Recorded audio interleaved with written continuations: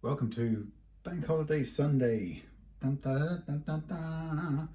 And we've got Ian's Fender Mexico Telecaster Thinline. Whoops, get a better look. I'm feeling a bit like I've got a cold or something, so I'm probably going to be sneezing throughout this, so please forgive me. So we have here a good looking, handsome Mexican Tele. Thin line with the cutaway sound F hole here, wide range pickups, three-way switch, volume and tone, hardtail bridge. We've got the Fender Fender Mexico USA sprayed over type frets, which I don't think make a very handsome look personally, but that's my criticism of Fenders. We've got a kind of MacArthur type nut here, and we're looking to replace that and to fit some Tusq string trees to make this thing perform as beautifully in tune as is possible, including the precision fret level. One of the reasons we're going to do a replacement to this nut, possibly the main reason, is that right now as it stands for Ian, the action feels a little bit close to the edge here on the treble side, so there's a bit of rebalancing to do, so we're going to seize the opportunity to rebalance that. So I think we probably ought to start with that. Now I've got a I've got a 9.5 inch radius basic Tusq replacement nut here, where the spacing is going to be just right. It's going to shift. If we just go for a straight replacement, it's going to shift the action, the string positioning a little bit towards the bass side, which is what we can afford. But what I don't know is whether this looks quite a thick nut, so we may find that a replacement nut just isn't going to sit in there, in which case we're going to have to make a replacement, which is a pain in the backside, but that's the way it has to go. We regularly find ourselves in that situation. So you can see these metal butterfly string tree things here. I was going to say I'm going to try and remove them, but I can't even get that one off until I take the strings, snap the strings off, and then I'll unscrew it. And we'll probably just go ahead and fit the replacements right now. They require a tiny bit of drilling or widening of the hole, but that's it. So this one can go. So I hope you've all been well in this weirdest of weird times that we're in. On an immediate scale, I've got some little baby birds downstairs in my baby bird nest, which makes me feel pleased, because seeing new little creatures, knowing that there's new life down there, is a wonderful thing. Fingers crossed they will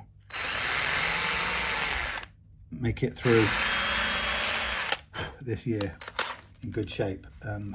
Fingers crossed nothing will happen to them bad like previous year. I think last year when the babies were hatched, baby swallows were hatched, but unfortunately the people that came in to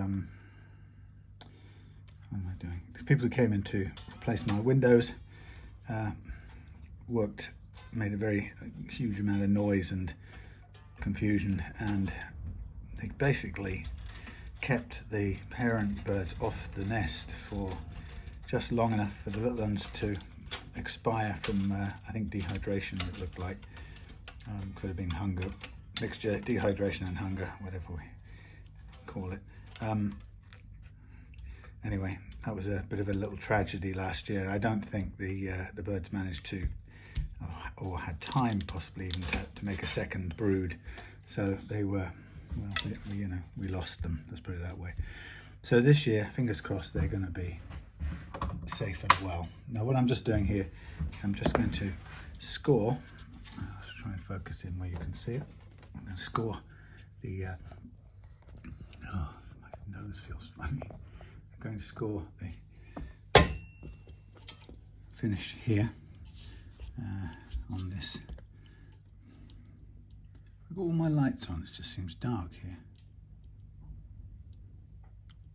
Yeah, just making a little score in the finish, because you probably can't see this bit now, but to remove this I've got to cut the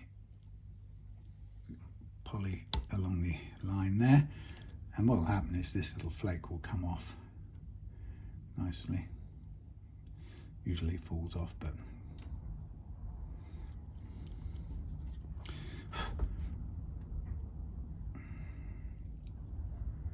you can usually sort of scrape it and it flakes off.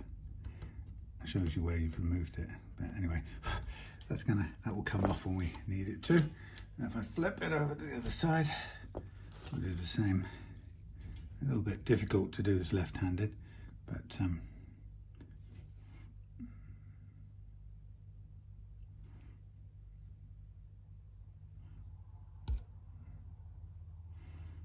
sort of not even breathing when I do this. And then along the top, or the bottom edge I should say, like so. Very good. And then what I will do is get a drifting screwdriver,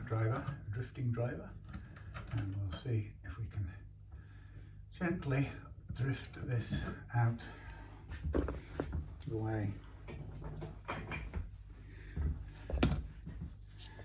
These are frets on this guitar are pretty low to begin with, so we're going to be doing a very gentle level. There we go. So what I'm just going to look at doing right now is I want to get a little dig into this nut, and I want it to sort of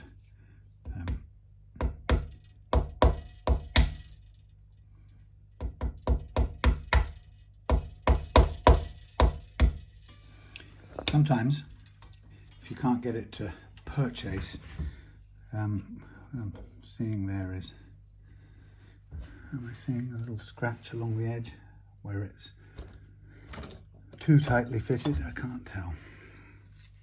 What I sometimes like to do is get a little drill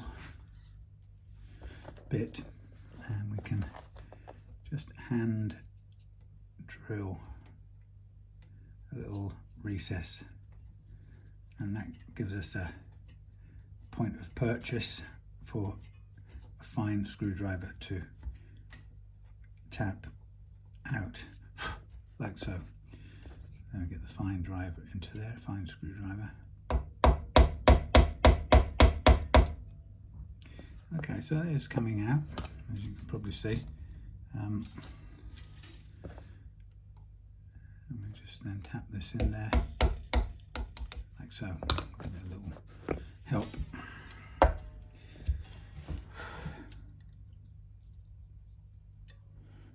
Okay, so that's a curved bottom. It's got some puckering anyway of the, as you can see, of the finish along the edge here, which is looks like from the manufacturing. So what I would probably do is get a soft bit of, not the best one in the world, get a little soft bit of sandpaper there. Just going to soften so those little crinkled edges aren't sticking up in the way. I don't want them to catch on any new nut that's going in there, so just basically softening that off. That should be all right. They've done the same with the nut by the looks of it, because this really, let's see if we can see it on the close-up. This sticks up like a really nasty crust of something. See if you can see the crust I'm speaking about. So I'm just trying to, you see the scratchy puckered edge there? It's all a bit sort of crinkled along the edge. So I've just tried to level that off, but all of this here, you can't really see it, but this has got a great big edge to it. So we can we can probably gently just trim it with a blade like so, just to help get rid of some of it. It's very proud of that edge. I think I'd probably be better off with a fresh blade from the blade factory, blade box. The good thing about a new blade is you can get it into places with a little bit of a bend on it. There you go. I can sort of trim that back, and the bend on it just gives it a little bit of control to where it touches down.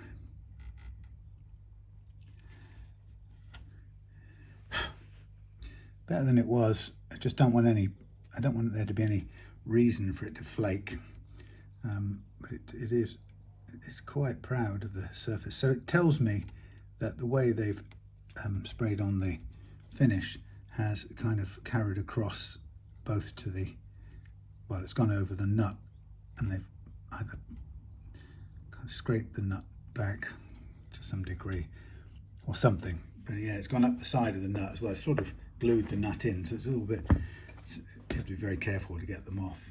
So I could sand this, but of course it's, you know, it then has to be polished or buffed out, so it's a little bit difficult to do. So what I'm going to do, I'll zoom out in a second, I think we'll be okay with that. So the next thing I've got to concentrate on is our replacement straight away, to see whether it is of the right kind of width to begin with. It's not far off. I'm going to sneeze, and we'll just we'll make comparisons. Ooh, yikes, told you. I don't know where I would have caught anything from, since being nowhere interesting. Oh, maybe, I don't know. What if I'd been literally nowhere that interesting? Right, so let's just check what the width of the original one is. It's 3.11, 305, 309, 307, 307, something like that. 307, 308. Here we've got 326, 326. So this is beginning a little bit wider, which is absolutely fine. If I use a very tired old bit of what's it, sandpaper. Oh, what I better do is let's get rid of this little lump here that makes it a flat bottom at the moment. We need it to be curved, so if we get rid of that little tag with one of these, just careful handheld will work.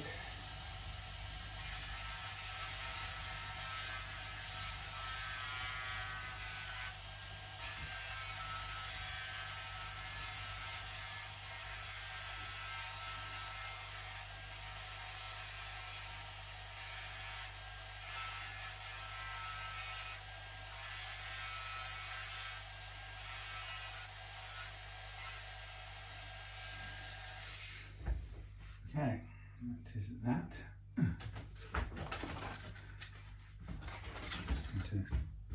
Just trim off any little edges to it.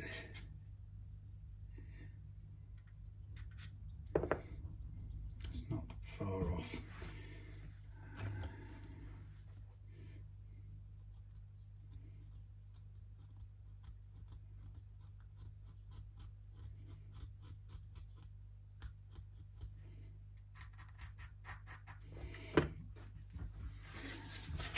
Now it's not that easy to get it dead smooth. You can put it on a radius if you've got such a thing and work it down. So I'm just using a little bit of handheld sandpaper to get it close enough. So we're not quite thin enough, so what I'm going to do is start by pressing the whole thing down and going to get a gentle working from side to side. Not very toothy, this sandpaper, so it could take quite a while for that width to come down. Do a little bit of, give it a little bit of extra help with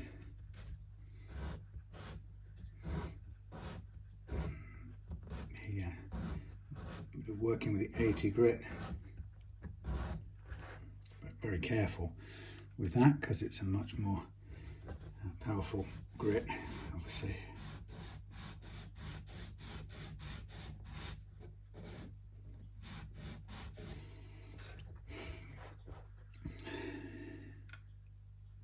So it starts to just want to fit in, so we're kind of nearly there. A little bit of more. So I hope you've been having good playing over this last time. I haven't seen you. It's been a week or so actually. I've been kind of busy with home and garden affairs, not to mention it's been quiet on the work front. I've been finishing off a few jobs, which is sort of good anyway, because it's great to be able to get a few things complete. And it's things, you know, the cycle of the ebb and flow of work sort of goes like that. Sometimes it just happens to give you the space to do it, which isn't always a bad thing. So we're getting very close to being a kind of complete snug fit.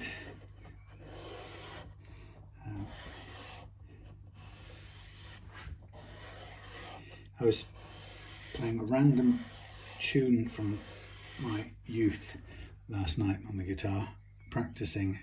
Sometimes, I don't know about you, but sometimes if I've got something I have to learn, I can, you know, put it up on the tab thing and have a good look.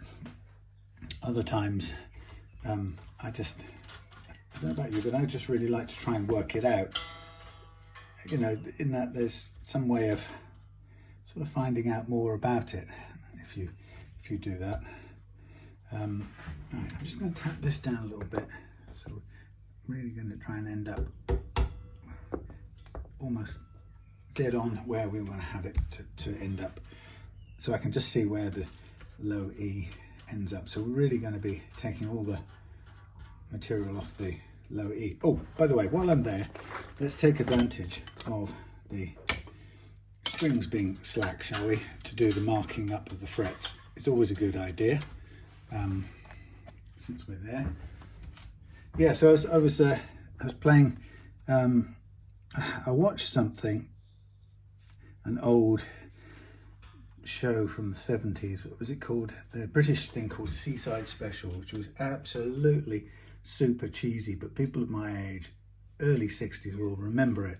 And it's sort of it's what we had to watch in those days. That was our big exciting weekend thing. But anyway, so I was watching this Seaside Special thing, and lo and behold, they had ABBA on, and this was I think this was May 1975, and of course, you know, there were lots of shows. I think it was hosted by a mixture of Ken Dodd, who I never liked because couldn't stand him at all. Ken Dodd, the Goodies, which we used to think they were fantastic, but they're just, on looking back, they really aren't.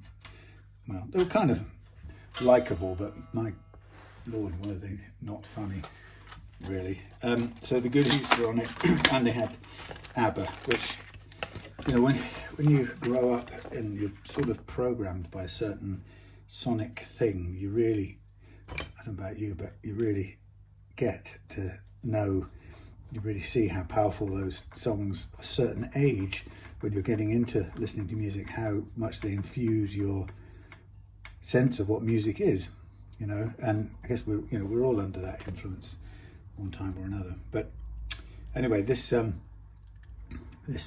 show had ABBA playing SOS, and you know, not one of their most sophisticated numbers, but actually a really good one for, you know, listening to how ABBA structured their music, which was quite fairly unique at the time. Yeah, that they were magic. They had a magical touch on the piano. Bjorn did, and no, Bjorn was playing guitar. Benny had an amazing piano touch. Anyway, so I kind of, having watched this thing, I sort of got the guitar down and or one of many at arm's reach. I just started messing about and seeing how it was constructed. You know, and what I liked was very quickly I worked out the do sort of motif in there, followed by working out what the chords were, which was D minor, G minor, F, B flat, F, B flat, D sharp, and F, I think, something like that, or E flat, yeah, E flat and F. E flat and F? Oh, I can't remember. Anyway, but yeah, fantastic song to mess around with, and just getting those sort of little notes, those little cut pairs of notes.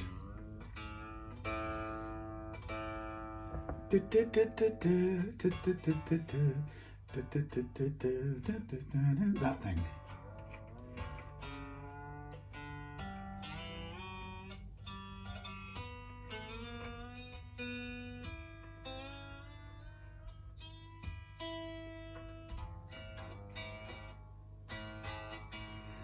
Anyway, I think you'll remember how it went. What was it?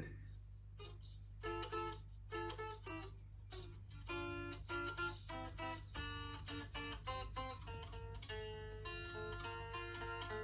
wonder if that'll get me copyright hit.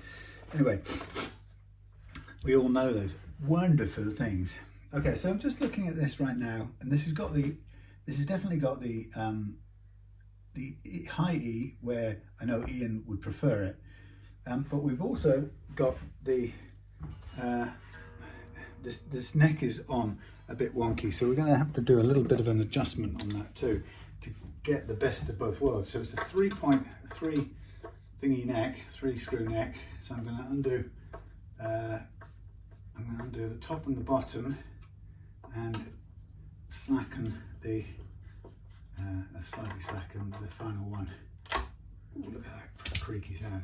Okay, so what I'm going to do is I'm just going to see what a little bit of movement gives us. Well, it's not a happy situation really to get that little bit of.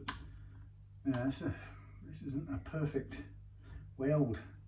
If we were to put a little bit of a shim in there, we're still not going to be in what I would call the best position.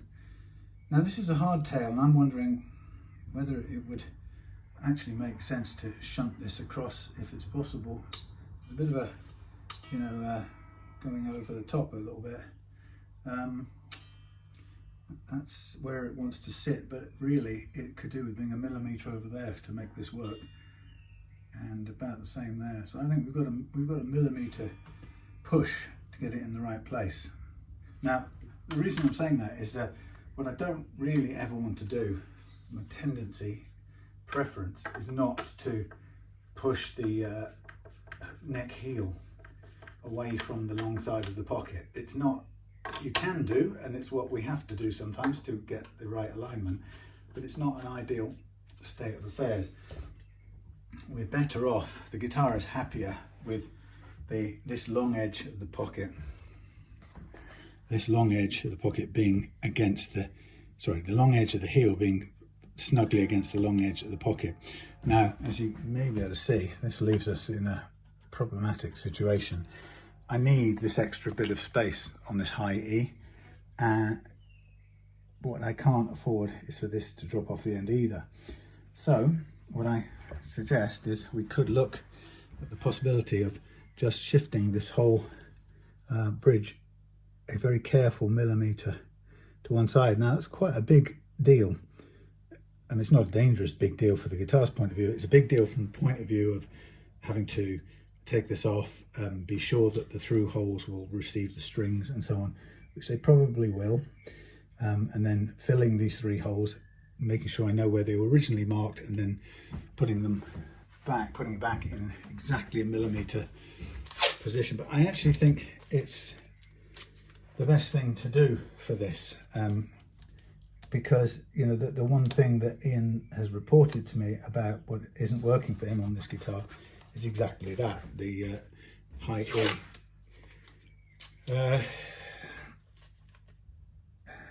And I can't really, even if I bump the nut over further to one side, it's still not going to solve this problem. So I think I'm going to have to go the extra mile here to get it right. And it's just an example of a small adjustment that you can make without too much grief. You'd kind of wish you didn't have to, but on another level we can be, I suppose, pretty grateful that at least we're able to do it. So what I'm going to do is I'm going to whiz off all the strings a minute. We'll tuck them out of the way, and then we'll take the saddles back and so on. Now what I know is, given everything, I'm quite happy where the nut sits on here. I've got to take down some of this side, but we can do that in a second. But let's take off this strings. We've got to get them right off to do this. So it's going to extend the time a bit, but I think it's worth doing, because if, you take a guitar like this, which unfortunately I will say this is typical of Fender Mexico, and I have to say it's not untypical of Fender USA, that they are strange little things that just aren't brilliantly finished, isn't maybe the right word, but things that aren't thought out and finished correctly. So for example, there are a number of Fender Telecasters, not the thin line ones necessarily, but I've had a number of Telecasters where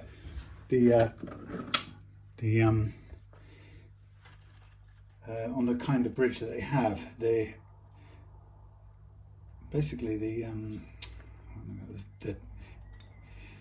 saddles, the grub screws of the saddles are dangerously close and very often drop into the holes drilled, or clash with the screws that fix the bridge to the top of the guitar, which is a really stupid putting together of two things that are not ever going to live happily together. So you say to yourself, why Fender, why did you put it anywhere near the chance of those two things interfering with each other? But you know what, they did, and it's not in the slightest bit easy to fix that problem. People say, okay, you can for example get a different set of different type of screws, or you might be able to, but even if they're fitting flush, you still don't want, if you change the dome screws that it comes with for flat topped countersunk screws, which they have to be, even if they're flat topped, they're still going to be an obstruction to the grub screws of the saddle as you go back, depending on how the Fender, by the way, has fitted the neck heel and how accurate that was. So there's all manner of things that, when it comes out of the box, a lot of people don't see or don't know if they're not technical or they're not guitar tech type people. But there are things that immediately for me can turn into quite some long-winded nightmare, which can really cheese us off. And you'll often see me on these videos making what might sound like an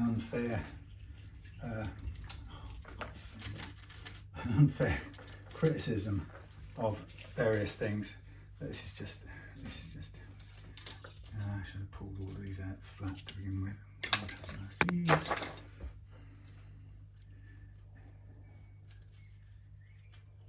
I thought I'd be able to just pull them through and they would all come out behaving themselves like so. Trouble is, I still have to untangle them, because I have to get them back through. And this one's practically broken anyway, so that's never going to go back on in one piece. So I've probably killed my set of strings for the purpose of this. I'm almost certain that it's going to break on any attempt to restring it. But we can, stuck in my skin. We can retry. We can try. So as a nasty, gnarly, one of the strings is nearly broken anyway.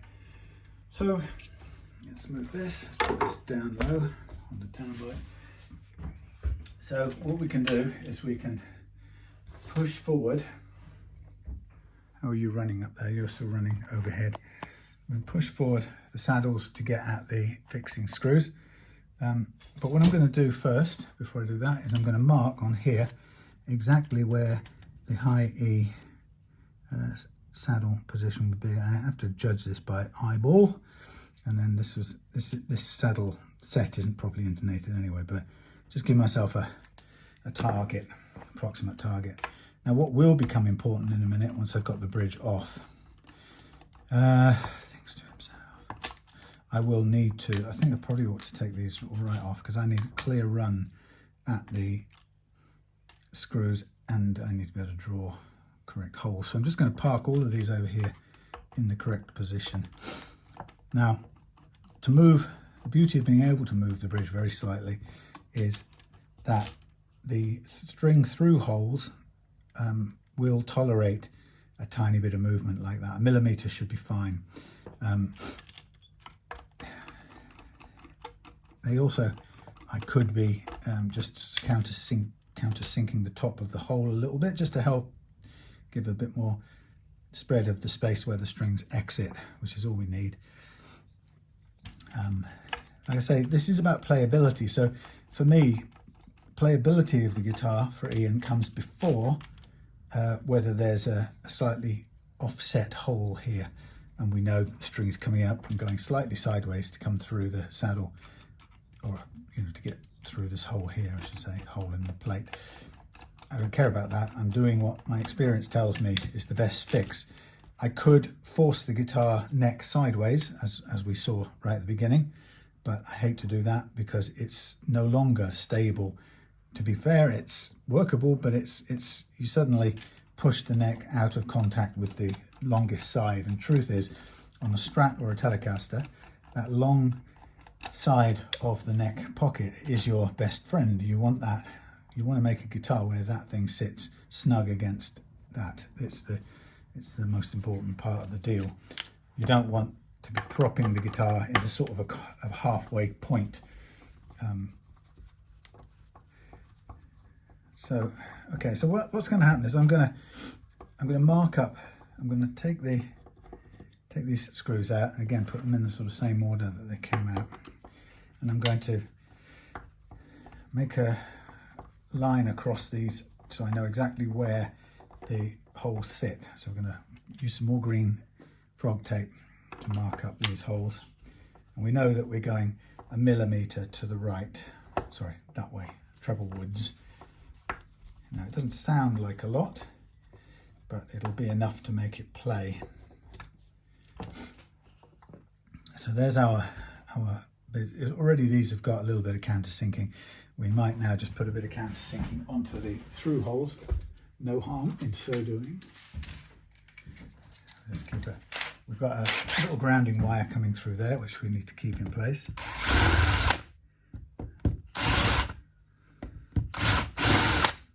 Better.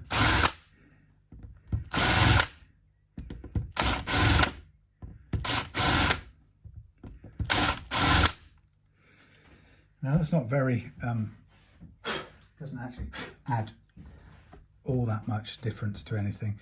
So what I'll do first of all is I'm going to make second of all, third of all, I'm going to get me a fine point. What's it? I'm going to mark up. I'm going to go right down the center of these three here.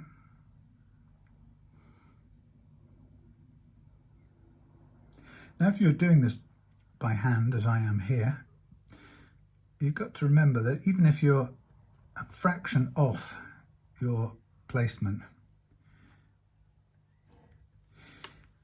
you've got a whole range of backwards and forwards you've got to work with, so it's not a real problem. You can make that work. So what I'm going to do now, and that's one of the beauties of a Strat style bridge, hardtail bridge, Strat style hardtail bridge. Yeah, the fact that you can reposition the what sits, and it will still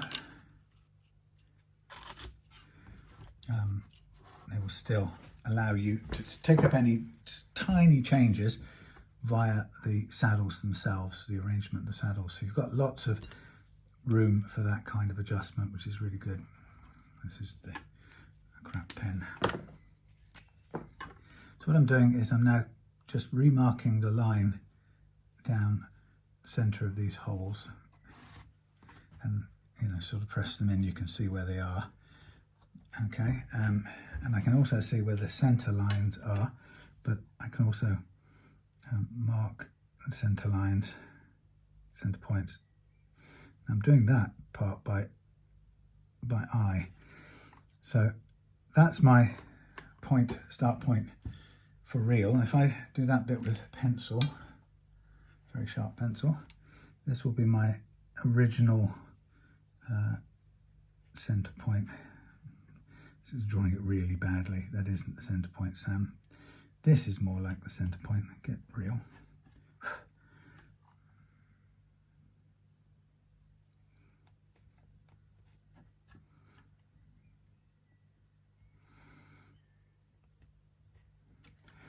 So now I know that I'm going to go in the same hole. Oh, I forgot to do the filling part, didn't I? Silly me. Let's just redo this bit. The bit that I needed to do next was to get myself some hard, not maple, walnut as a filler, and this stuff comes in at 380, so it's a 4mm fit. So I'm going to get myself a 4mm drill bit, and what I'm going to do to be on the safer side, I'm going to tag put a little bit of tape on here to tell myself when I'm down to the correct height, depth. So I'm going to go all the way down to here and no further.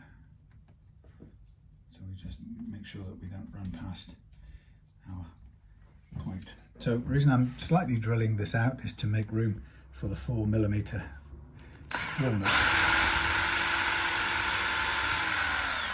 Like so.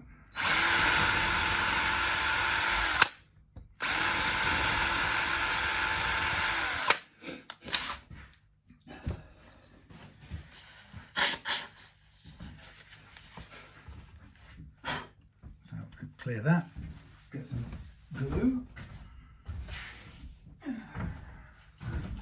Something to put it on. By throw something on the floor.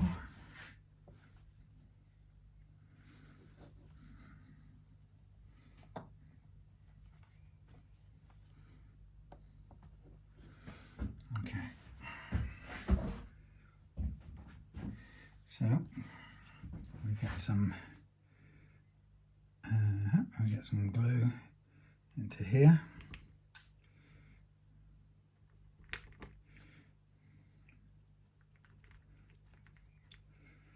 Okay, and then we'll cut 3 bits of walnut,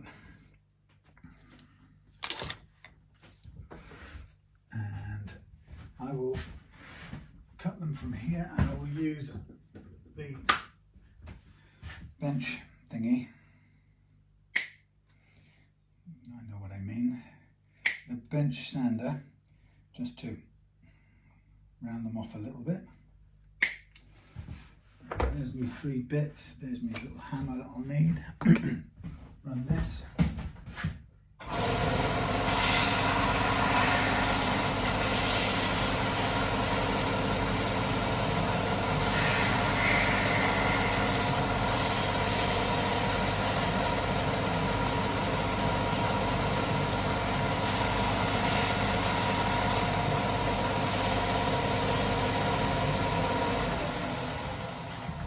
All I've done is flattened off the ends and slightly tapered each one just to give it a nice easy fit.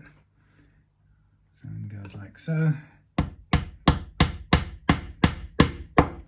can feel it when it gets down to the bottom, and then we cut it nearly completely off, and then we get a bit of tissue, kitchen roll, just clean up a little bit so it's not everywhere, which now immediately I say that it is, and then we can cut this back, and these are really good for cutting almost completely flush, and then we do the same to the other two. It's a bit wasteful on the walnut stuff, but don't have to do it too often. So this makes sure we've got a really nice solid base to put our new screws into.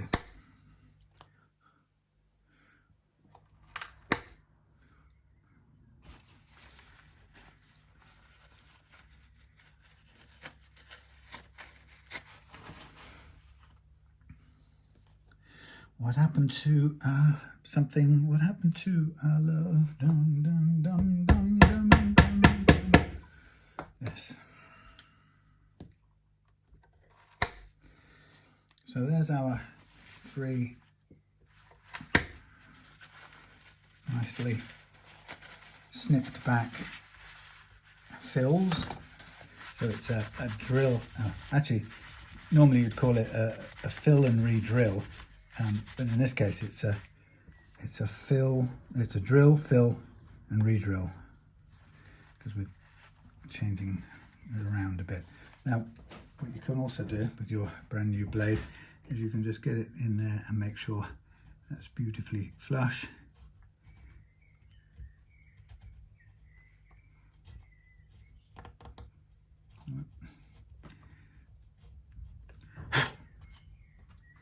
Stay down, your little rounding wire. Okay, so those are those, that's that.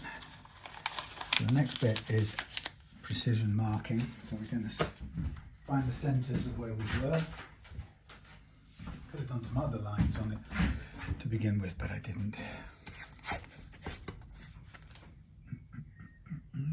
What did I just do with that? Oh, I've just managed to... How did I disguise? Thank you, it's there.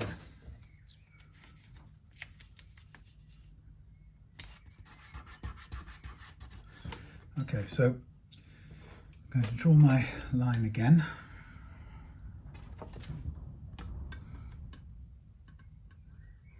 So this is my center line of the holes. Positioning, and what we want is the center of these original ones shifted up.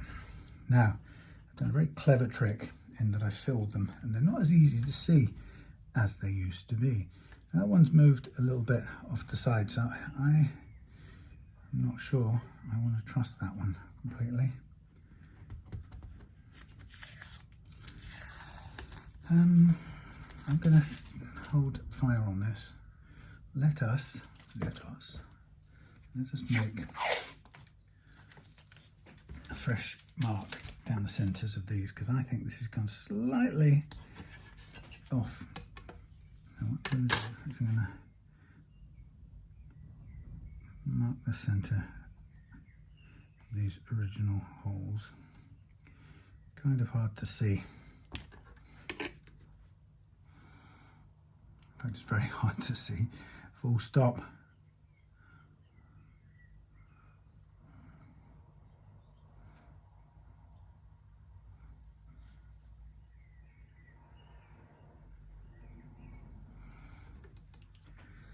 Okay, that's down the centre of those lines. Now, I think what I'd probably like to do is I'd like to draw a line where the original centre comes across here.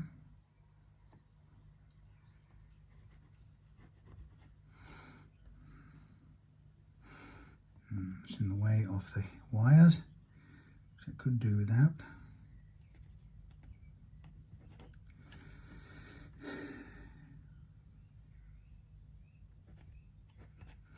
So there's our original position. And what it means is I can, when I put this in the put this bit in the middle now, I can re-find our original positions, and I will show you.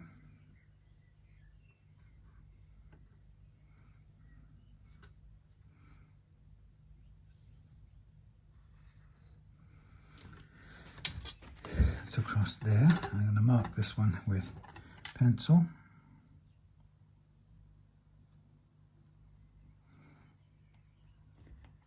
There's our original mark.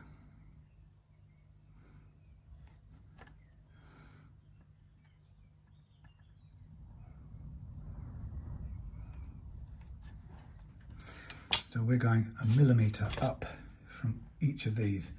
Kind of a little bit difficult to calculate, but we've got to do it. So let's mark 1 millimetre.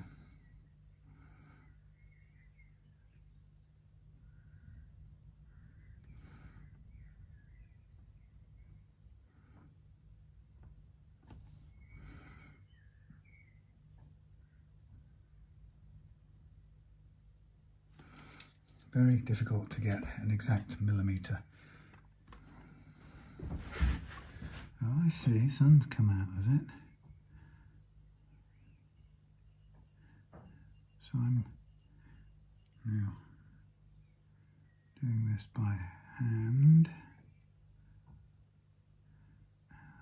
It's very difficult. It's too small a measurement to what's the word? I don't know what the word is. To kind of draw 2 different lines and measure it off 2 lines to get it precise, but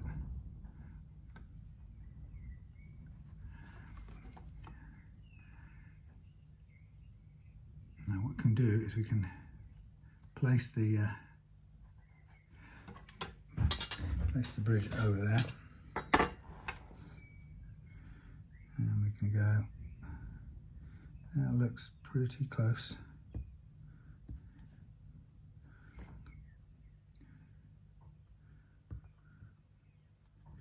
So what we can do,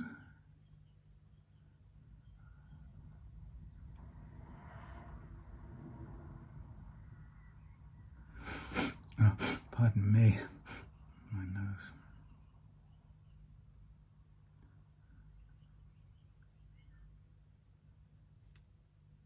So it's interesting when you line it up now,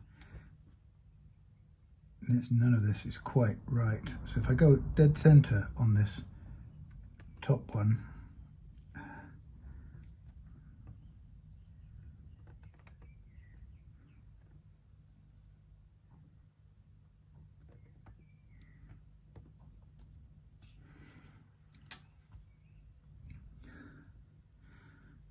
just everything just moves just a tiny bit.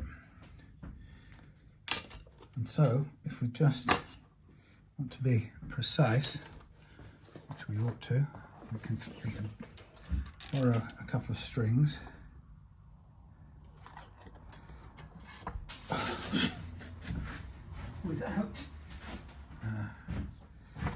Without the saddles, not strictly required. Do this. Let's have a look.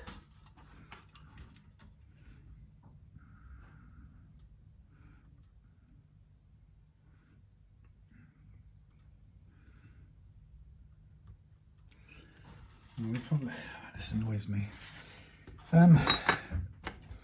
Okay, I think I don't like this drawing on method. That's what I've just decided. So I think, what have I done? Where's my mark for? There's my mark. Let's go back to the mark for. See, that's a nice thing about doing this on paper. You can go backwards. Going back to my mark there, I'm going to put this string. I could put the saddle in, but it's possibly a pain. What we're going to do is fit the string again. And we'll use capo just to hold it in place. That's if it doesn't snap off.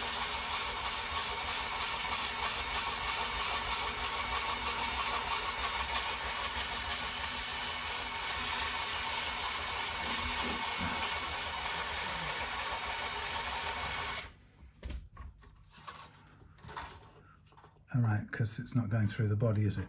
Which is slightly, makes it completely, I suppose we ought to go through the body, haven't we?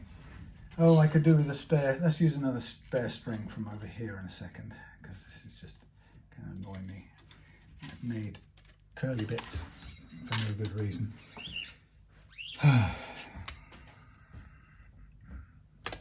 Bear with me, please.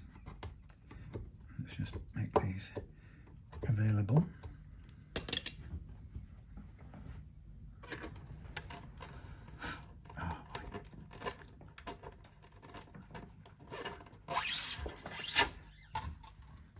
Actually use a spare string that's been sitting here for weeks, months in fact, not doing anything. So we'll put it to work.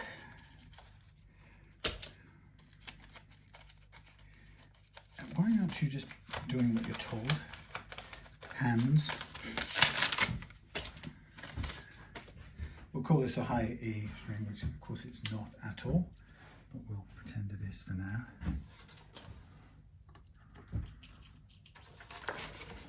Okay, so up through there. So up through the ashes. Through the ashes. What am I coming up through? Oh, the E string, right. Yeah, E string. And the other E string.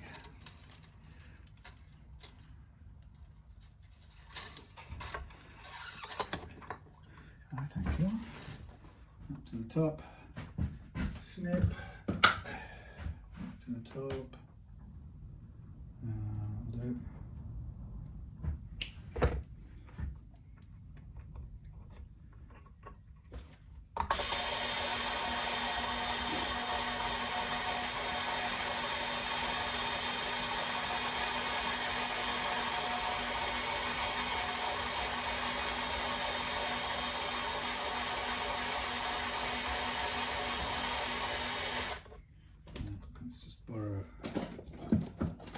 This, put it in there. Okay, let's borrow this. That's going to break off any second now, so it kind of defeats the object.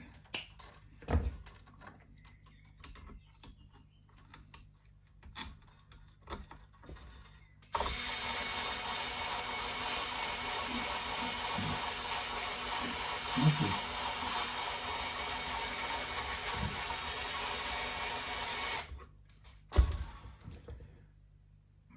So I don't really want to just, I don't want to put that in there just yet.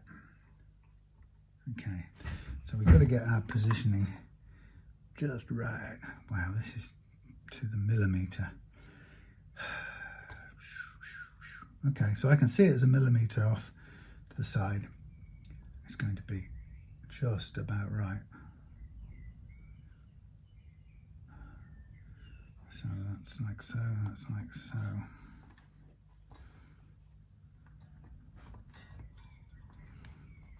Of course, the problem with anything like this is getting it to stay where you want it and draw around it reliably, because it insists on moving.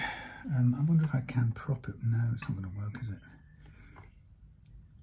So there's our basic positioning. That's the hole there, that's the hole there. Okay, so if that is our attempted part, that's narrowing, it's widening as it comes down. I would say, I've got to be honest, I think this, I actually think this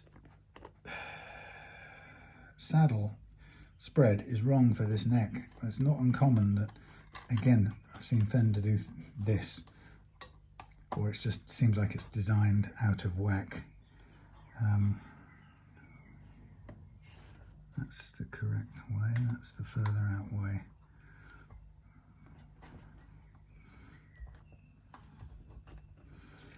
What I could really do with all of these things is I could do with a thing that pulls it backwards and holds it in place while I draw a mark.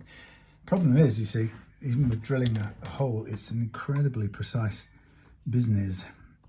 And if you think you've got it held in the right place, you can still draw around it like so. Any minute.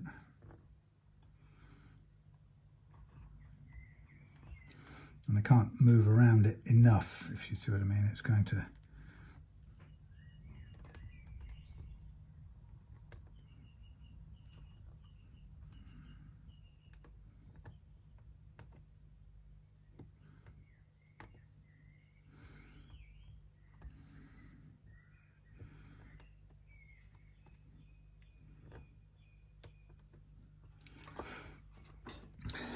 and then you get 3 slightly scraggy lines.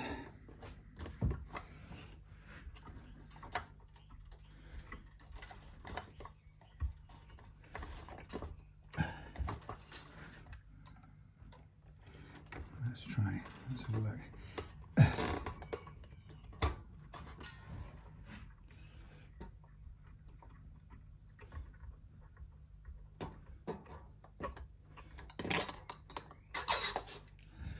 Okay, can I see where my lines would be? Yes, I think so. And so it tends, as is always the way, it tends to fall right on the boundary line, which is tricky. So we can do it, it does work, but we need to be careful. So we're going to have one of these. Just check the pilot hole width, diameter. So this is with thread 3.5. This is a 3.94. So we're going to go 3, but we want to get a start. So what we'll do, how can you all right for vision? It's not very accurate. So what we do is we'll get a start and we'll gently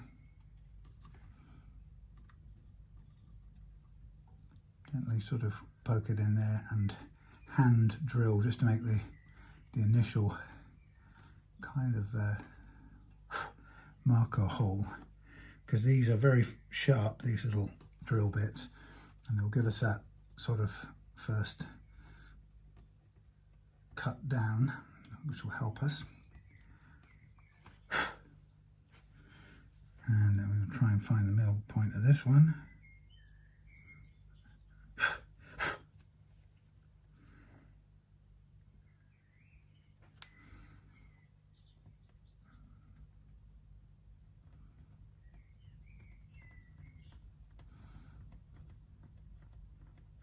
Now,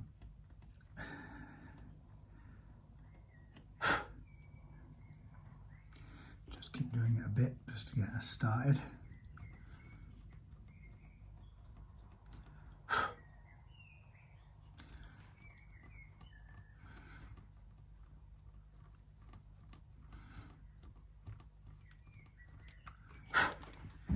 Now we can have another quick look at lining these up. Centre, centre, centre, centre, centre, centre. We've got a bit of movement on the through holes, which we expect. Okay. Now, while we're at it, and while we don't have any more, what do you call it? What do I call them? I mean, while we haven't got any saddles in the way, let's drill these down. Also, let's put on a very small guide, the correct height. Sorry, this is not very interesting.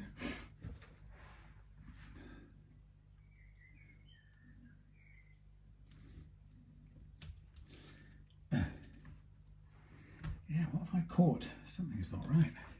Okay, so now I've got a start point and I've got my drill ready.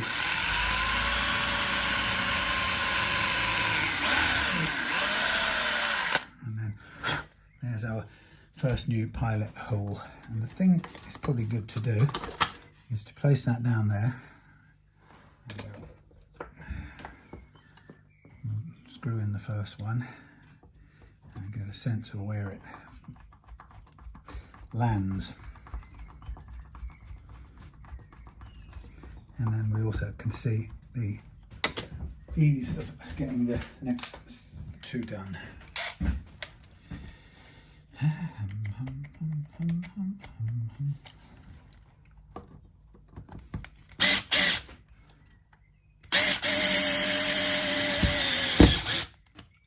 Thanks, useless. Okay, well that's interesting. That one's pulled us.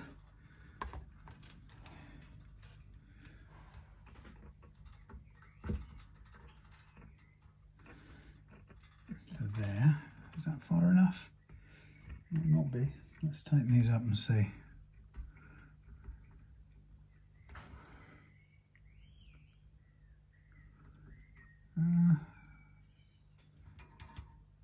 Yeah. We're going to want a bit more on that side anyway, but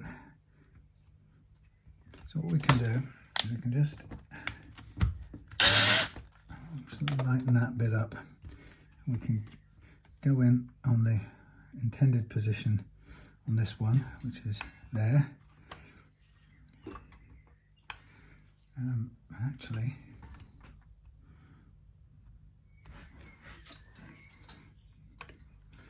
bear with me.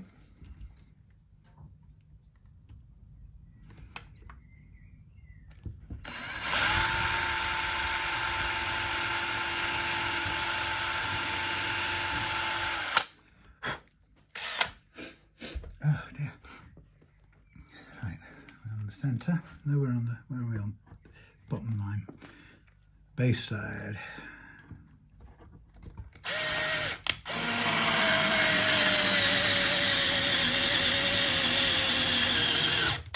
Okay, let's have a look how that feels. That's pretty much bang on the mark.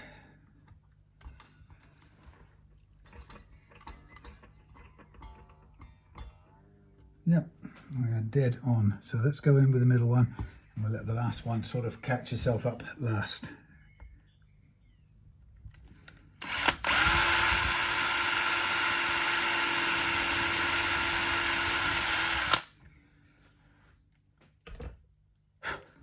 Okay. So we know that bass and middle we want to put on first, and then we come back to the others. The treble last. We'll just let it'll go in slightly to one side, but it'll go in.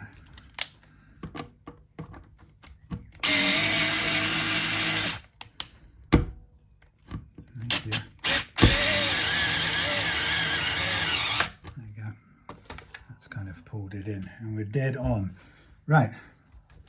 So believe it or not, we're going to take all of them out again.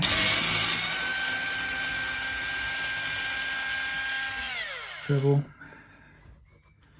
come on.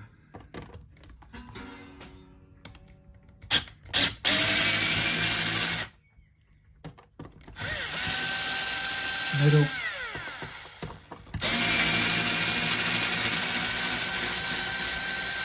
Bass. All right. So a lot of sort of toing and froing, but we get out of it a playability that we wouldn't have got normally, courtesy of this guitar, because of its slight over wideness of the E to E spread, I think. You know, and you know, I get it. Some people will say, "What do you think you're doing? Critiquing Fender? They know what they're doing." Well, yeah and no. You know, they work within a certain tolerance, and occasionally that tolerance is just a bit sloppy, and as a result you get things that just don't quite line up. And when there's too little leeway, the end result of that is you get something that, you know, a player finds just slips off and spoils the whole experience. So I'm, for the sake of a millimetre, I've corrected that. and it's purely hidden by the bridge, so it's between us. And you know, the nice thing about the hardtail bridge, of course, is it's quite forgiving, particularly and including around the you know, even around the through holes, you can get quite a bit of leeway out of that. So for example, if we want a little bit more spread, we can, you know, fire down a little bit further, cut a little bit further. That's a bit too far probably. Don't want to cut the cut any finish. But yeah, we can slightly widen those. So what I want to do next is probably remove the nut, shorten it to the exact length we want. So I will put a tiny mark on it. It's very difficult to get it precisely to the position we want, but we can try and get a scratch on it that will tell us where we are.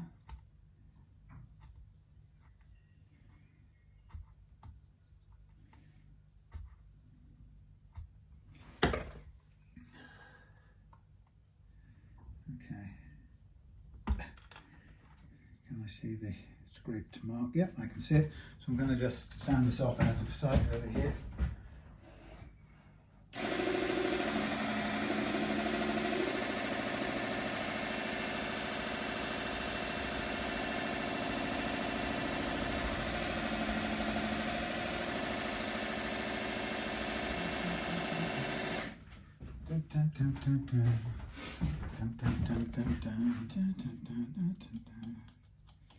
Now, once we've taken this down a little bit, I want to just round off or soften off the edge that I've just cut so it's not sharp.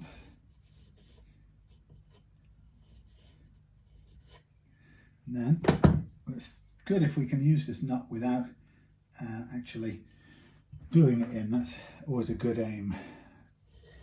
Just makes it easier for anyone else to remove it in the future should they need to.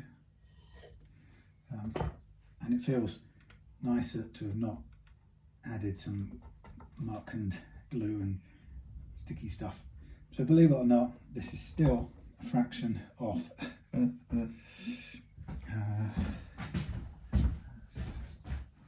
tiny bit more.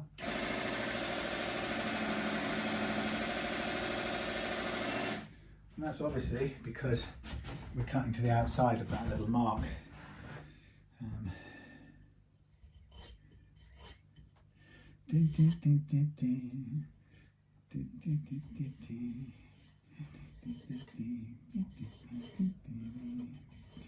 This song is brought to you by the earworm that is Benny and Bjorn. Ding, ding, ding, ding, ding. Ding, ding, ding, ding, ding. Ding, ding, ding, ding, ding, ding, ding, ding, ding, ding. Right, I think we're as close as we're going to ever get. Close as you get. Now I'm going to try the difficult bit, is to re-feed all these curly damn strings back through, just so that they last long enough. Oh, I've got to do something else, haven't I? I've got to bastard put the bridge together again. So I just really want this to last long enough. I want this to last long enough to do the fret leveling, which it all sounds like a bit chaotic at this point, but actually, you know, from the precision work, no, Sam, you put that on afterwards because you've got to put the darned, oh, you silly booger. You've got to put the bridge on now. Stop messing about. Bridge is going on. You know why the bridge is going on? Because you've got to screw it in without the saddles being in the way. Gotcha. All right. Bass first. Bass side first.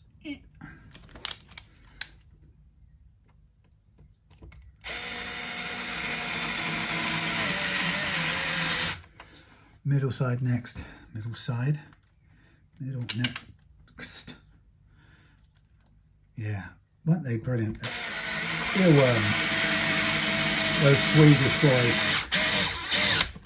Oh yeah, they were. They sure was.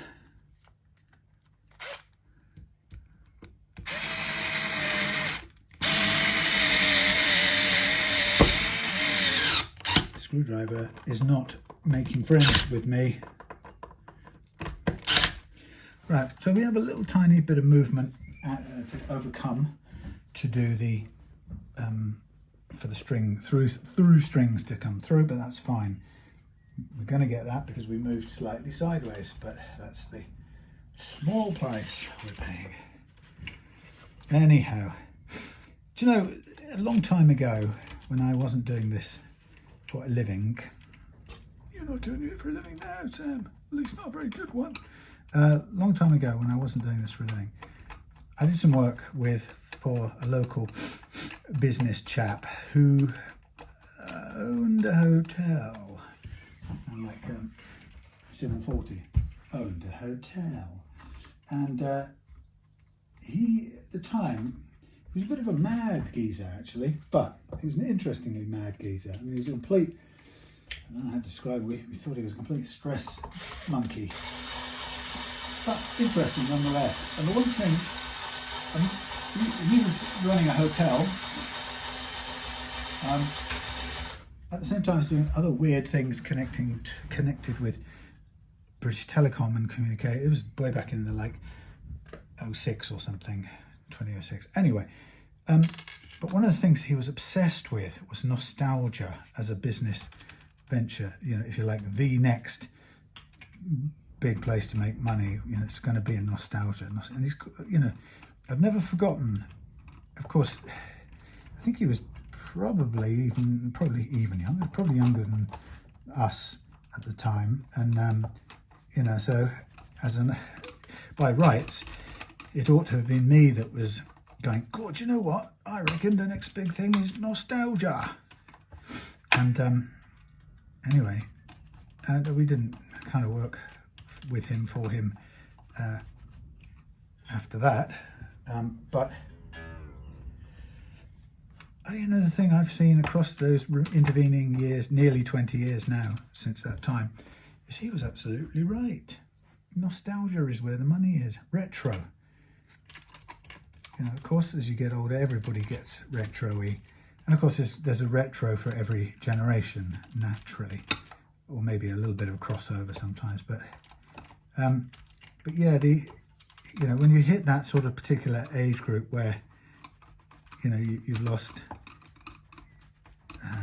connection with, you know, the things you did as a youngster, or the music or whatever. It's hard to lose touch with music, but you know, as you get to a certain age, you tend to find it suddenly becomes really, you know, nostalgic, because you haven't seen Starsky and Hutch for 40 something years or however long it was. You know, it's a lifetime ago. And then you go and find them, and they're amazingly available on YouTube to watch without paying. Some of them, most of them, a lot of them. But yeah, so he was. You know, I remember him saying that nostalgia is where it's at, where the money is at.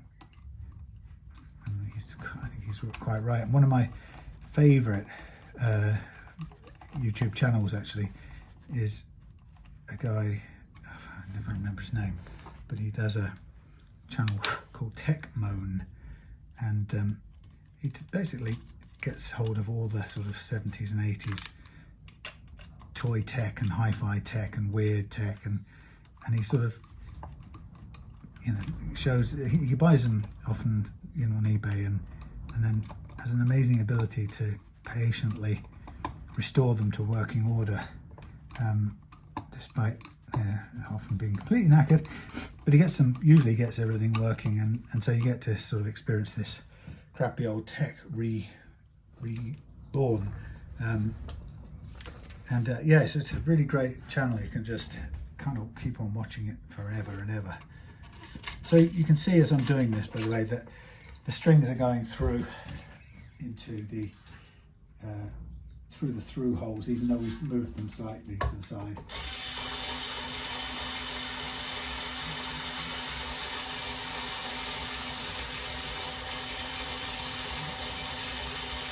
Oh, lots to wind on.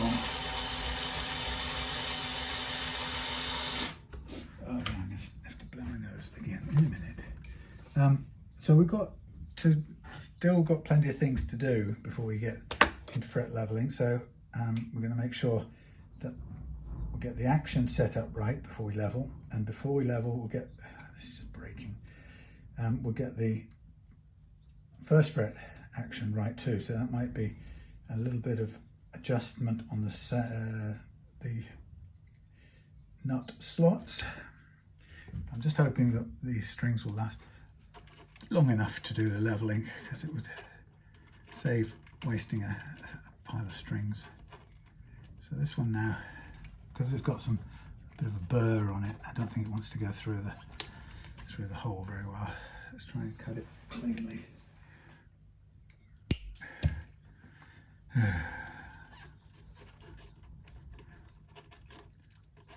Come on, through please. That's come through somewhere, but that's not where it wants to come through. Come on.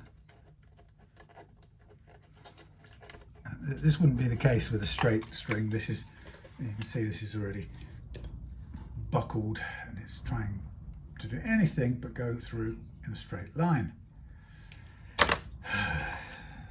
And then what it did do is it went through the back because it found it easier than going through the front. There we go. Yes, Tekmone. If you get a chance, go and find Tekmone. He's absolutely brilliant. He's got a brilliant style, presentation style, and very, very amusing. And he's recently been ill, but thankfully he appears to have made a good recovery.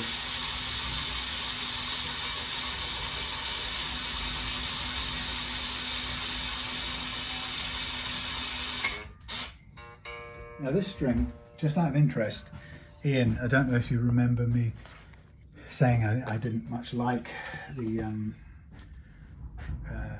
metal string trees. This string that's currently on here is about to break on the D, and it's breaking exactly at the point that it's going under. It would have gone under or went under the original metal string tree. So I don't know how it's got damaged under there, but you can see that it has damaged and weakened it so that it's about to break, and I suspect when we put it under tension it will actually break, and that will be the end of it. As far as doing the fret leveling is concerned, we might have to find another one. Yes, Tekmone. Sounds like a song from the 70s. Tekmone, Tekmone. Was that Paul McCartney? I think it was. Come on then, on you go. Well, we've got nearly all the strings on. Still 2 to go after this.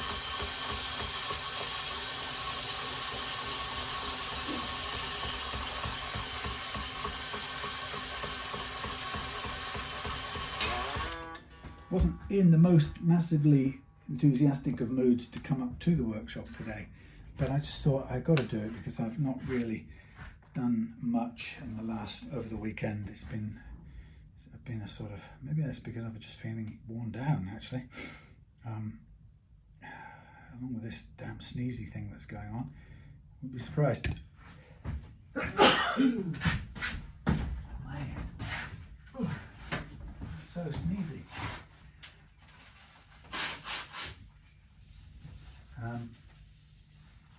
Well, yeah, so I've not been in much and not been at the workshop too much. So I thought it was only right of me to show Willing and get this one done. This is Ian's. He'll be expecting it. Hopefully, well, I said it'll be sometime early this week, which would be good. I said I was gonna do it at the weekend, so here we are. It's still the weekend. Now I can't get this thing to go all through. Now I could use the little clever system. Let's use a tiny plastic straw system to get this to go through. So we really just need to get the string in there far enough to get it through like so, and as long as it behaves itself, we can get that up there, through there like that, and out it comes. Whoop. That's a very handy little tip if you haven't seen that done before. It can save you a lot of grief. Not usually with new strings, of course, but with old ones that we're trying to reuse like this for sacrificial purposes.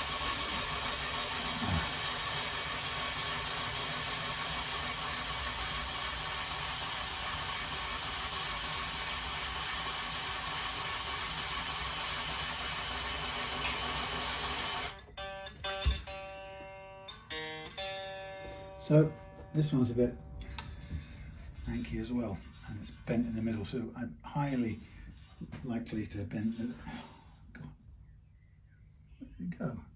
Highly likely this one's going to break, but yeah. So Tech Moan is evidently a nostalgia channel. I mean, despite the fact that he's a great fixer, and you know, there's no doubt that the stuff he resurrects is, you know, of an age, and it's of an age that, you know, it's usually there's a lot of stuff about kind of early Walkmans and, you know, stuff that we've really not seen for years, and it's just wonderful to see it come, you know, being brought back to life. He's done things. I think just about all of the toys that we older folks would have had hands on in the 60s, if it has anything to do with like tech of the era, then he does it, you know. Things like the movie viewers, those Disney movie viewers, which I thought were like magic to me.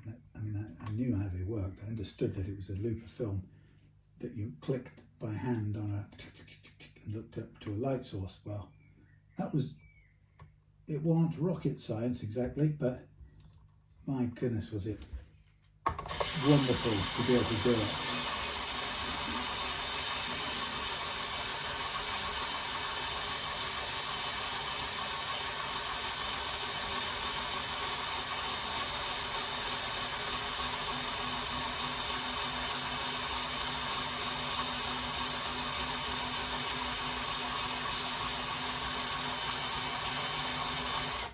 I think basically from the moment that television existed in one form or another, it was without a doubt every child's fantasy to have, sorry, I'm not even thinking about you and the view, it's every child's dream to have, I suppose, what you'd effectively call a miniature TV. If we could have had one of those, the rest of the 70s, 60s and 70s toys could have just taken a leap, you know.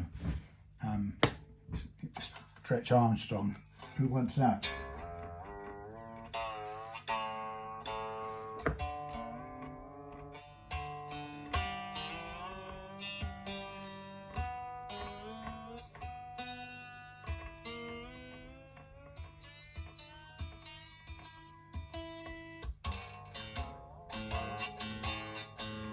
I think things like Stretch Armstrong was only a substitute or a means for us to get our rage out because we couldn't have a little television somehow. Nobody had invented one for us kids at that point. So that's my theory. I'm sticking to it. Okay, so the first thing I'm going to do is I'm going to check everything now before we get into fret leveling. So we're into the fret leveling department. We've done that little bit of a bridge move, and now I'm going to put the cap on here first. So I'm going to pretend we've got this right down to a low action. And then I'm going to examine, I'm not worried about the tuning exactly, I'm just going to examine the height of the strings. So we want a 1.25. It's interesting that's not playing. OS is a USA. That's making we need the USA screwdriver. X driver, come on. Yeah, I think that's what any sane child would have killed for a TV set of sorts. And the whole of the 60s and 70s were a sort of an excuse or a coping mechanism for the fact that we kids couldn't have a tiny TV. I know I read Bill Bryson's Life and Times of the Thunderbolt Kid, and he talks a lot about how he saved his paper M money, and in about 1958 or something, he got his first portable TV, which, you know, that's a very American thing to even have such a thing in the house around about that time, but have it he did.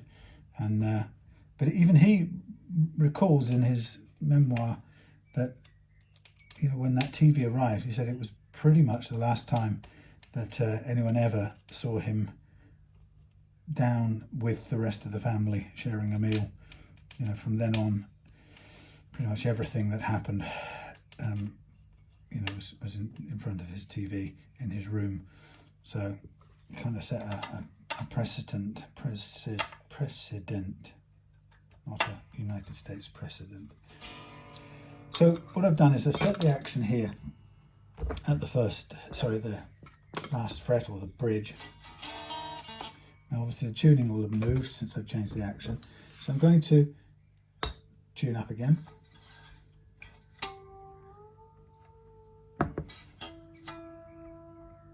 These are nines.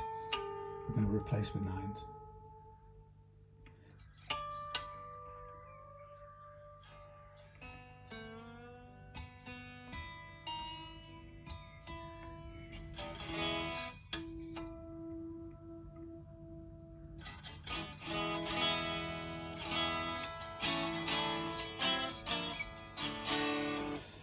Okay, so we've got our tune up to playing tension. I'm just now going to check the neck relief. There's a little bit too much in there, so I'm going to get the Fender, I think it's this one. Is it this one? Probably, maybe. And I'm just going to give it a little bit of a counter, or clockwise I should say, not counter. I'm going a little bit clockwise to counter the pull of the strings. So I'm just going to reduce the amount of curvature in the neck, and it's still a fair amount.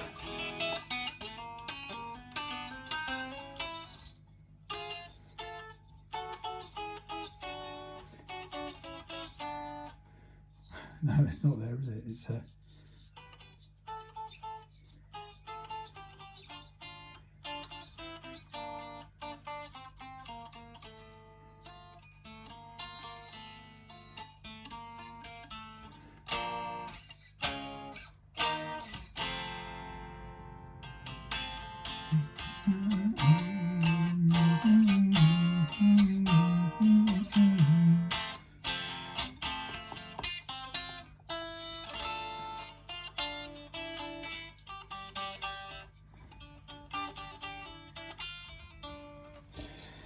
that one.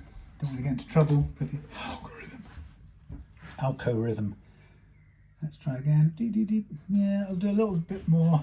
If I had to, I could use a slightly different thing. This twists quite a lot because it's so long, but it'll do. I'm going to take down the, that's quite nice and low. So that's low. We're going to recheck again here. We're 125, just under 125. So let's raise that slightly. 125, 125, 125, yes. 125, over 125, over 125, yeah.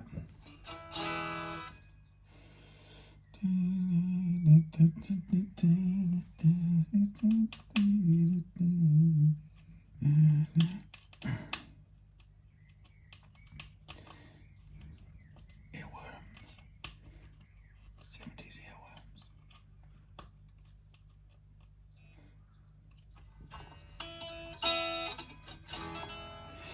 Okay, so I've got my relief set right. I've got my last fret action set right. So really now what I'm interested in taking care of is my first fret action. And because I've used a bought Tusq nut, it's not going to come in with a perfect action. If it was a flat bottomed nut, we could size it almost perfectly by taking down taking material away from underneath. But because it's a curved one, it's a little bit harder to do that precisely. So I do in that case use the slot files And it's okay to do that. It's not a defeat. You might not have to. Yeah, there's a little bit of space there, so I'm going to do a tiny bit. A little bit difficult to cut backwards on these because the slope, you don't have a lot of room before you hit the material behind, but we get to do some backwards, a little bit of backwards cutting. Like I say, you have to be quite yeah, you can just see where it starts to touch, and to be frank, you've got to get it to the right height. So it's more important to get that than it is to be too freaked out about even just touching the finish behind there. I've touched it just slightly. You can't help it if you're going to get a slight backward slope, which is what you do need. Very, very careful. The different size slots cut at a different sort of rate. And that's very close. Let's call it okay for now. Let's look at that one. A bit more room. Yeah, they cut at different rates, so you've got to be very careful. And you can be very quickly past the point of no return. That'll do. So I'm just checking with the feeler gauge to begin with, just to see how much space there is, and that gives me a fairly good idea of how much I'm going to need to cut down.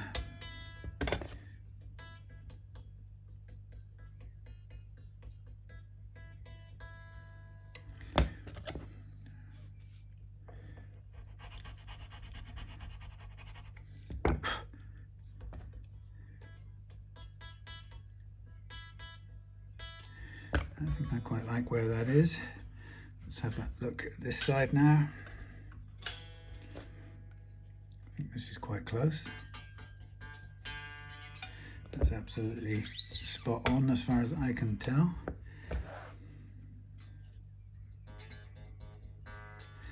Bit of a gap there.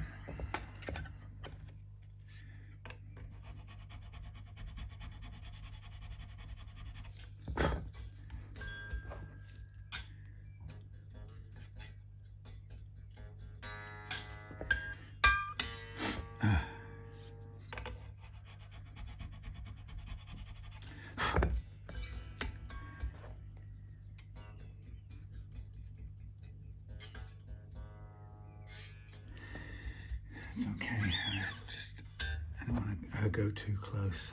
That's quite high though. Take that one down a fair bit.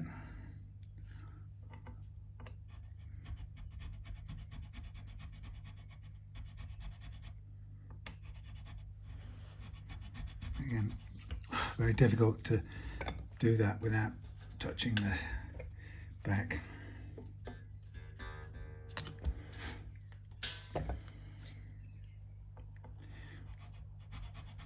Now I know that Matt was asking me about what nut files I would recommend, and actually I would recommend these. These are Tusq files. They're it's hard to describe. No files are as sharp as you want them to be when you want them to be. There's always a sort of there's always a tricky sort of thing going on where you're never quite cutting as much as you want. And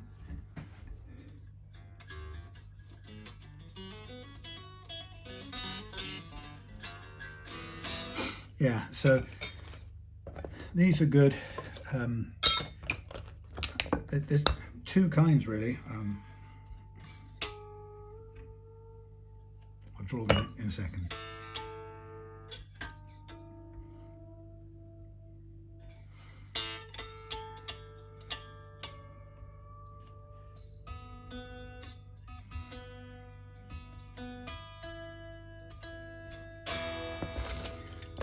I'll draw them quickly for you.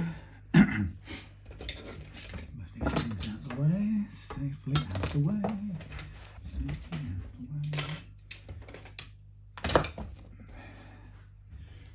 Yeah, so the two types essentially, you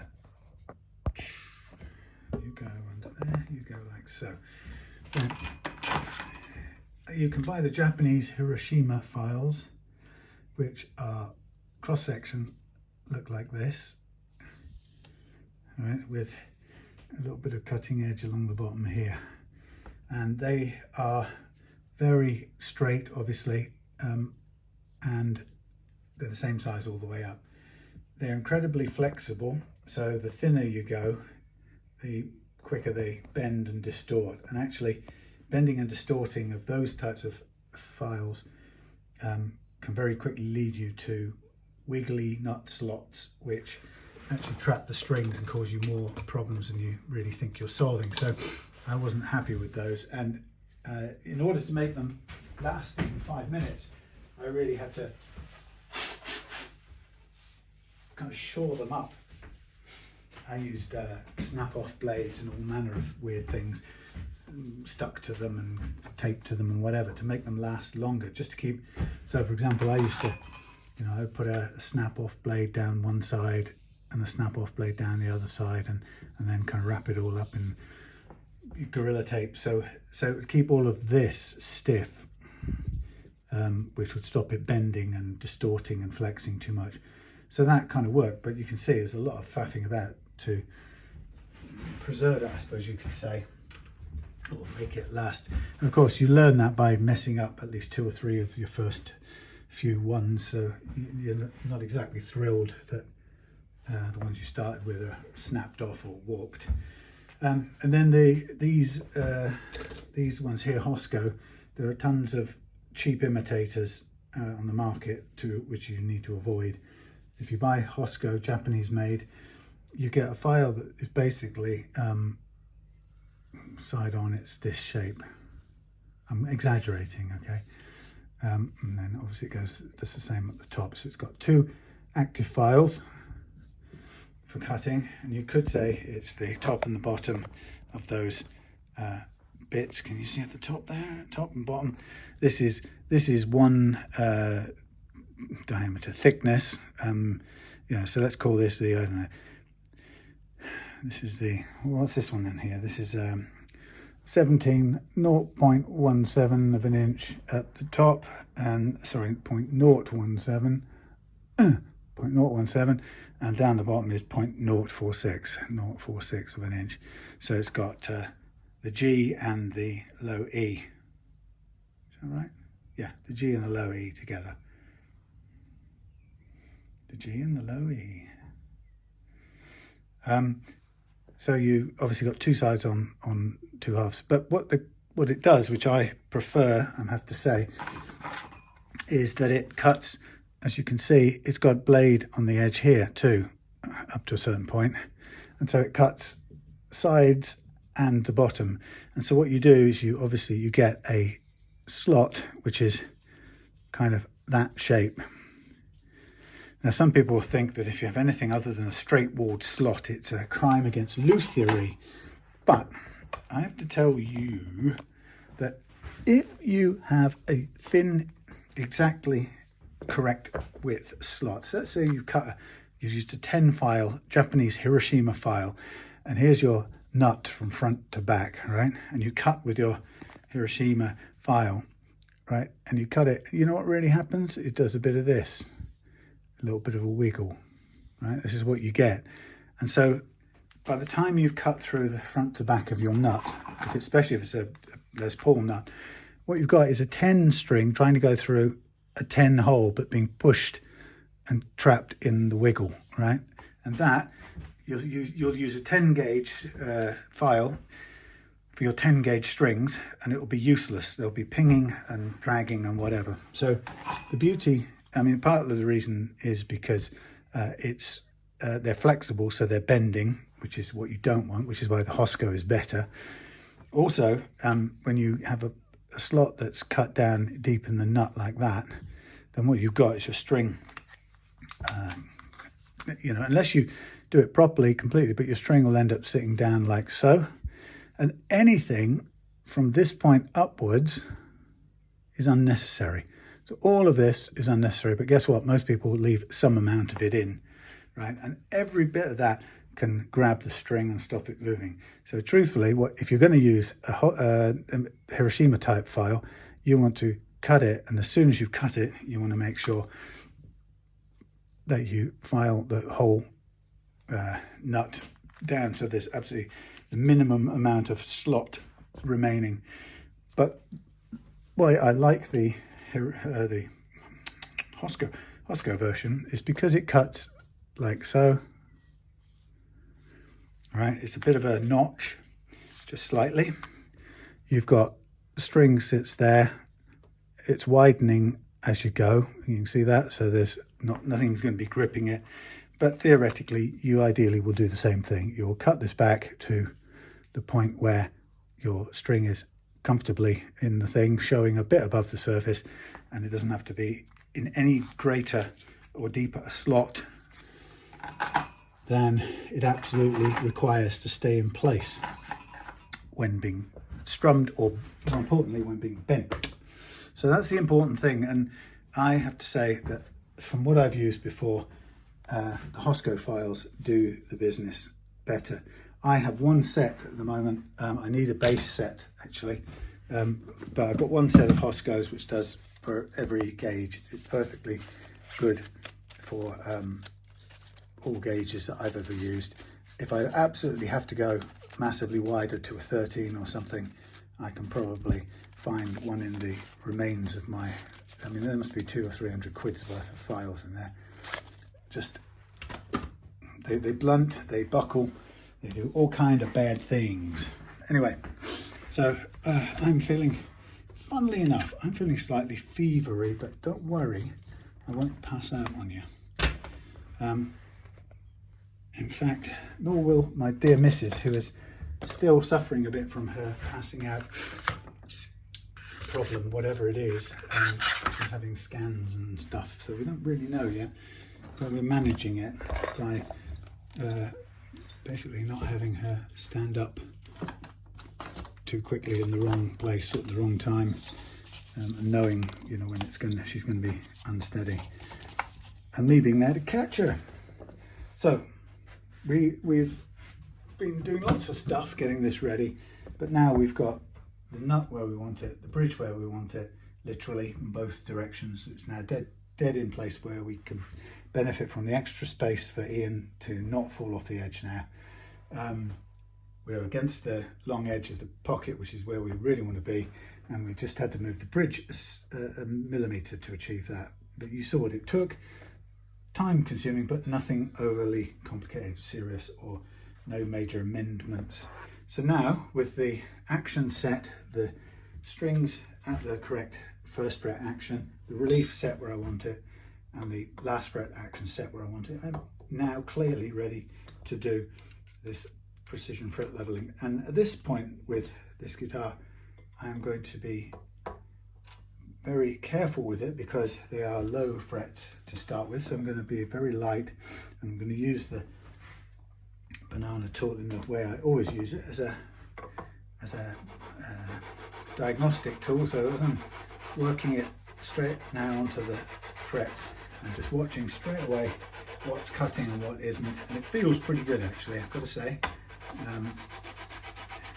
So I'm just doing a little bit of a level, and on a maple finish like this, what we'll probably see quite quickly is where the high spots are.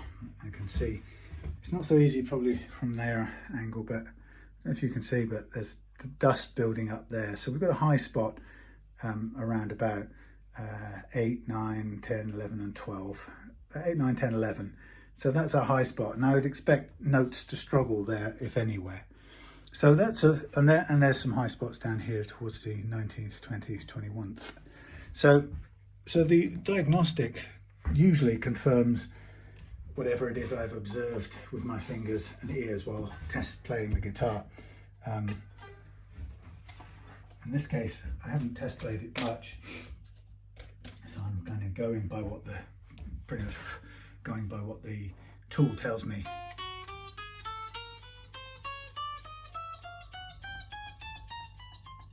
Good.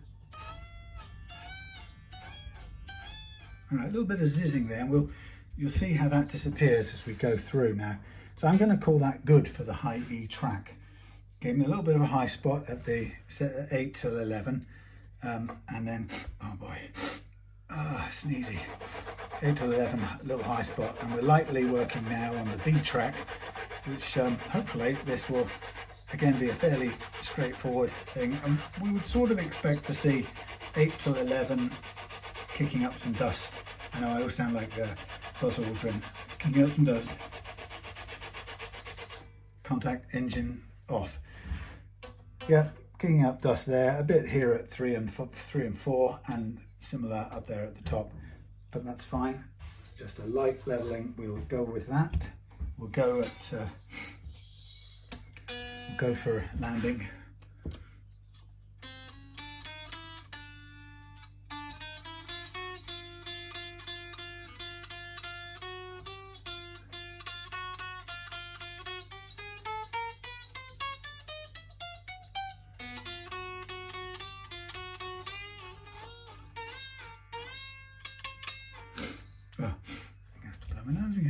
Second. Right, so I now recalibrate for the G track, as I call it, as the relief curve can change as we come across the radius of the guitar's neck, but that's pretty much where it was, a tiny bit maybe, a bit more curved than at the edge, and that will probably be enough to do it. Yeah, so in a fit of nostalgia, I talked to my brother today, and I was trying to remember when we'd moved. We had a pretty fairly unstable childhood, and we were moved around a fair bit from fairly early to foster parents, and then a changing. Sort of rotating, some changing foster parenting. So yeah, high spot there, a little bit there, and a bit high across all of these frets here. But again, it's deceptive. Not a lot of material has been cut, just there's some dust because it shows up on the maple pretty well. Yeah, so we're trying to work out where we were in the. I was talking to him about playing ABBA tunes on my guitar, and it reminded me of where.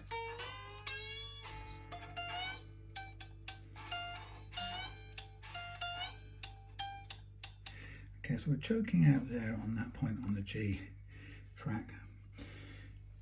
So I'll just check the height before I aim to set about leveling it out. We're still pretty low down there actually. Yeah, so it was it got me sort of thinking about the 1975 period and where we were and where we kind of went and where we ended up and stuff. And I think in 1975 I was 12, and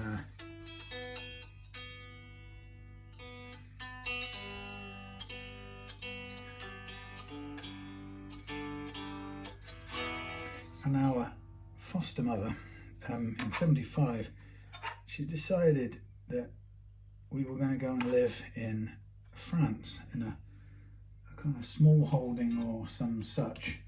I don't know quite really how realistic that ever was, but I think she rented out our home, or her home, in Falmouth in Cornwall to somebody.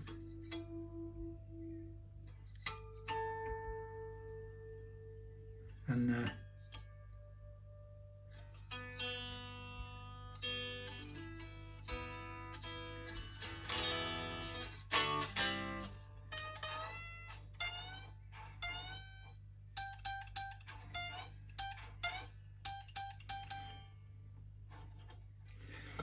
little bit more on the G.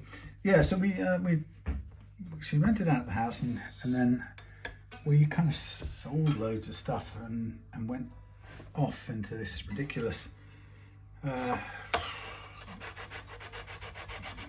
journey off into France. And the idea was she wanted to live with this new partner of hers and us, unfortunate children, 3 of us, who bizarrely weren't her children. We were hers by fostering, but we were related to each other. It was my brother and my half brother, and so yeah, the idea was we were going to go off to live in a small holding or something in the south of France. It sounds pretty romantic, but I think it was pretty unrealistic anyway. So in April of '75, we got on a train, went up to London, I guess, went across to France, and I remember travelling through Paris, kind of dossing somewhere in the Gare du Nord, I think it was, and then going somewhere else, one of the other stations, and then we headed down and ended up in Narbonne in the south of France. And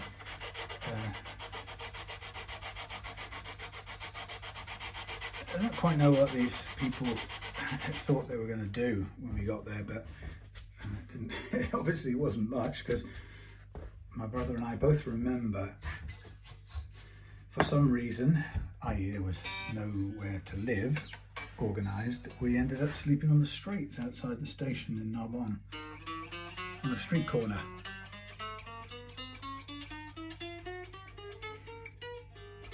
Like your original illegal immigrant, really. That's what I was. No, I wasn't really an immigrant, I suppose. I was a holiday maker with no money and no power to take care of myself as a 12-year-old. Anyway, we stayed there for a few days. I do recall people looking down at us, like scowling, like, who the hell are these tramps, and what are they doing on the corner of my street in this seaside town or whatever. But you know, it was I guess it was an adventure. There was I seem to remember a bit of toing and froing, and my foster mum's bloke, who actually was only about 6 or 7 years older than us, a young guy, and she was probably 40 at the time, and she had originally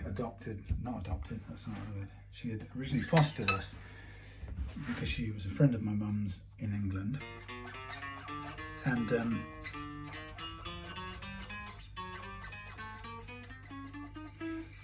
and she had been told that she would never have kids, so it all seemed to work out perfectly, that why don't I foster your kids and you can go back to the Caribbean, which is what my mum did. And so we stayed and lived with this person in England. And I've said before, actually, and I've talked about this a couple of times before, but you know, in many ways she gave us a very good, stable existence. It wasn't exactly a warm motherly one, but it was full of critical thinking, questioning, creativity. You know, she deliberately kept us away from TV, so that we made things and invented things and so on. So there's loads in hindsight I'm very grateful for. But you know, in April '75 we were living, but beginning of May '75, we were living in basically plastic or single sheet toy tents on the beach in Narbonne, and with no plan. I mean, I guess they as the grown-ups may have had some sort of idea, or but I think what I can remember is that as we were leaving, to go to France, just fractionally before leaving, she discovered that she was pregnant with this guy's child, and it was a massive deal because she'd been told that she couldn't have kids, and so suddenly she had 3 foster kids,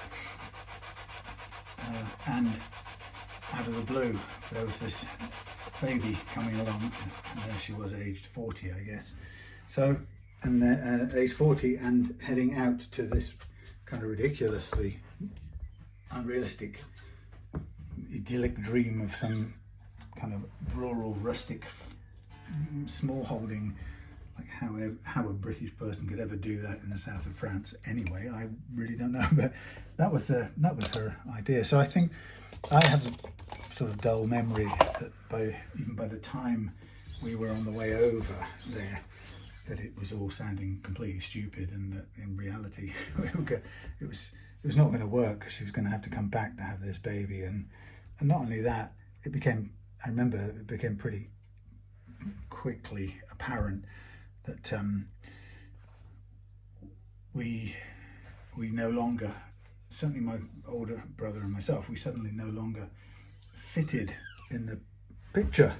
I mean, and we didn't take it like we were quite used to these things by that age, so we didn't take it personally. But it was just a thing we knew. It's okay. So now she's going to have a baby. She couldn't have that before. Now we've got to go somewhere else. And so you gotta remember, I'm only telling this story not because I want the small violins. I'm just telling you because it's the backdrop to dun, dun, dun, dun, dun, dun, dun, dun, dun, dun. Dun, dun, dun, dun, dun, dun, dun, dun, dun, dun, dun, dun. That's the backdrop. That's what was playing at the time. So we stayed in France for a couple of months at least, and the parents of her latest bloke, the father of this unborn child, they came across in a caravan and his, I don't know, Datsun Cherry or Datsun something, anyway, and they were proper upstanding middle-aged types, you know, lived in a nice little country village in Devon, and yeah, they came over, and I guess they saw how we were living. I think they were pretty shocked actually, because we were pretty much starving in a ditch, eating stuff we found in bins. It was a horrendous time for a 12-year-old, and certainly for me and my older brother. My younger half brother didn't quite have such a bad time, because he was part of their tent. So there was me and my brother in our tents, 2 little toy tents bought from a toy shop or something, and yeah. So anyway, yeah, these the parents of the man came over, and I don't know whether they felt sorry for us or ashamed of what he was doing, or you know, he was a bit of a wayward chappy, so he was quite a lot.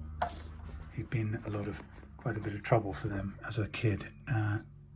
So anyway, my older brother and I were quite prepared. We knew that it was looking like that we were going to have to go to the children's home, because our foster mum now had this baby of her own to deal with, and so, you know, it's been nice knowing you kids, and we lived, you know, a couple of blocks away in Falmouth from the children's home that we were probably going to end up in, so that was pretty realistic and stark and terrifying, kind of, you know.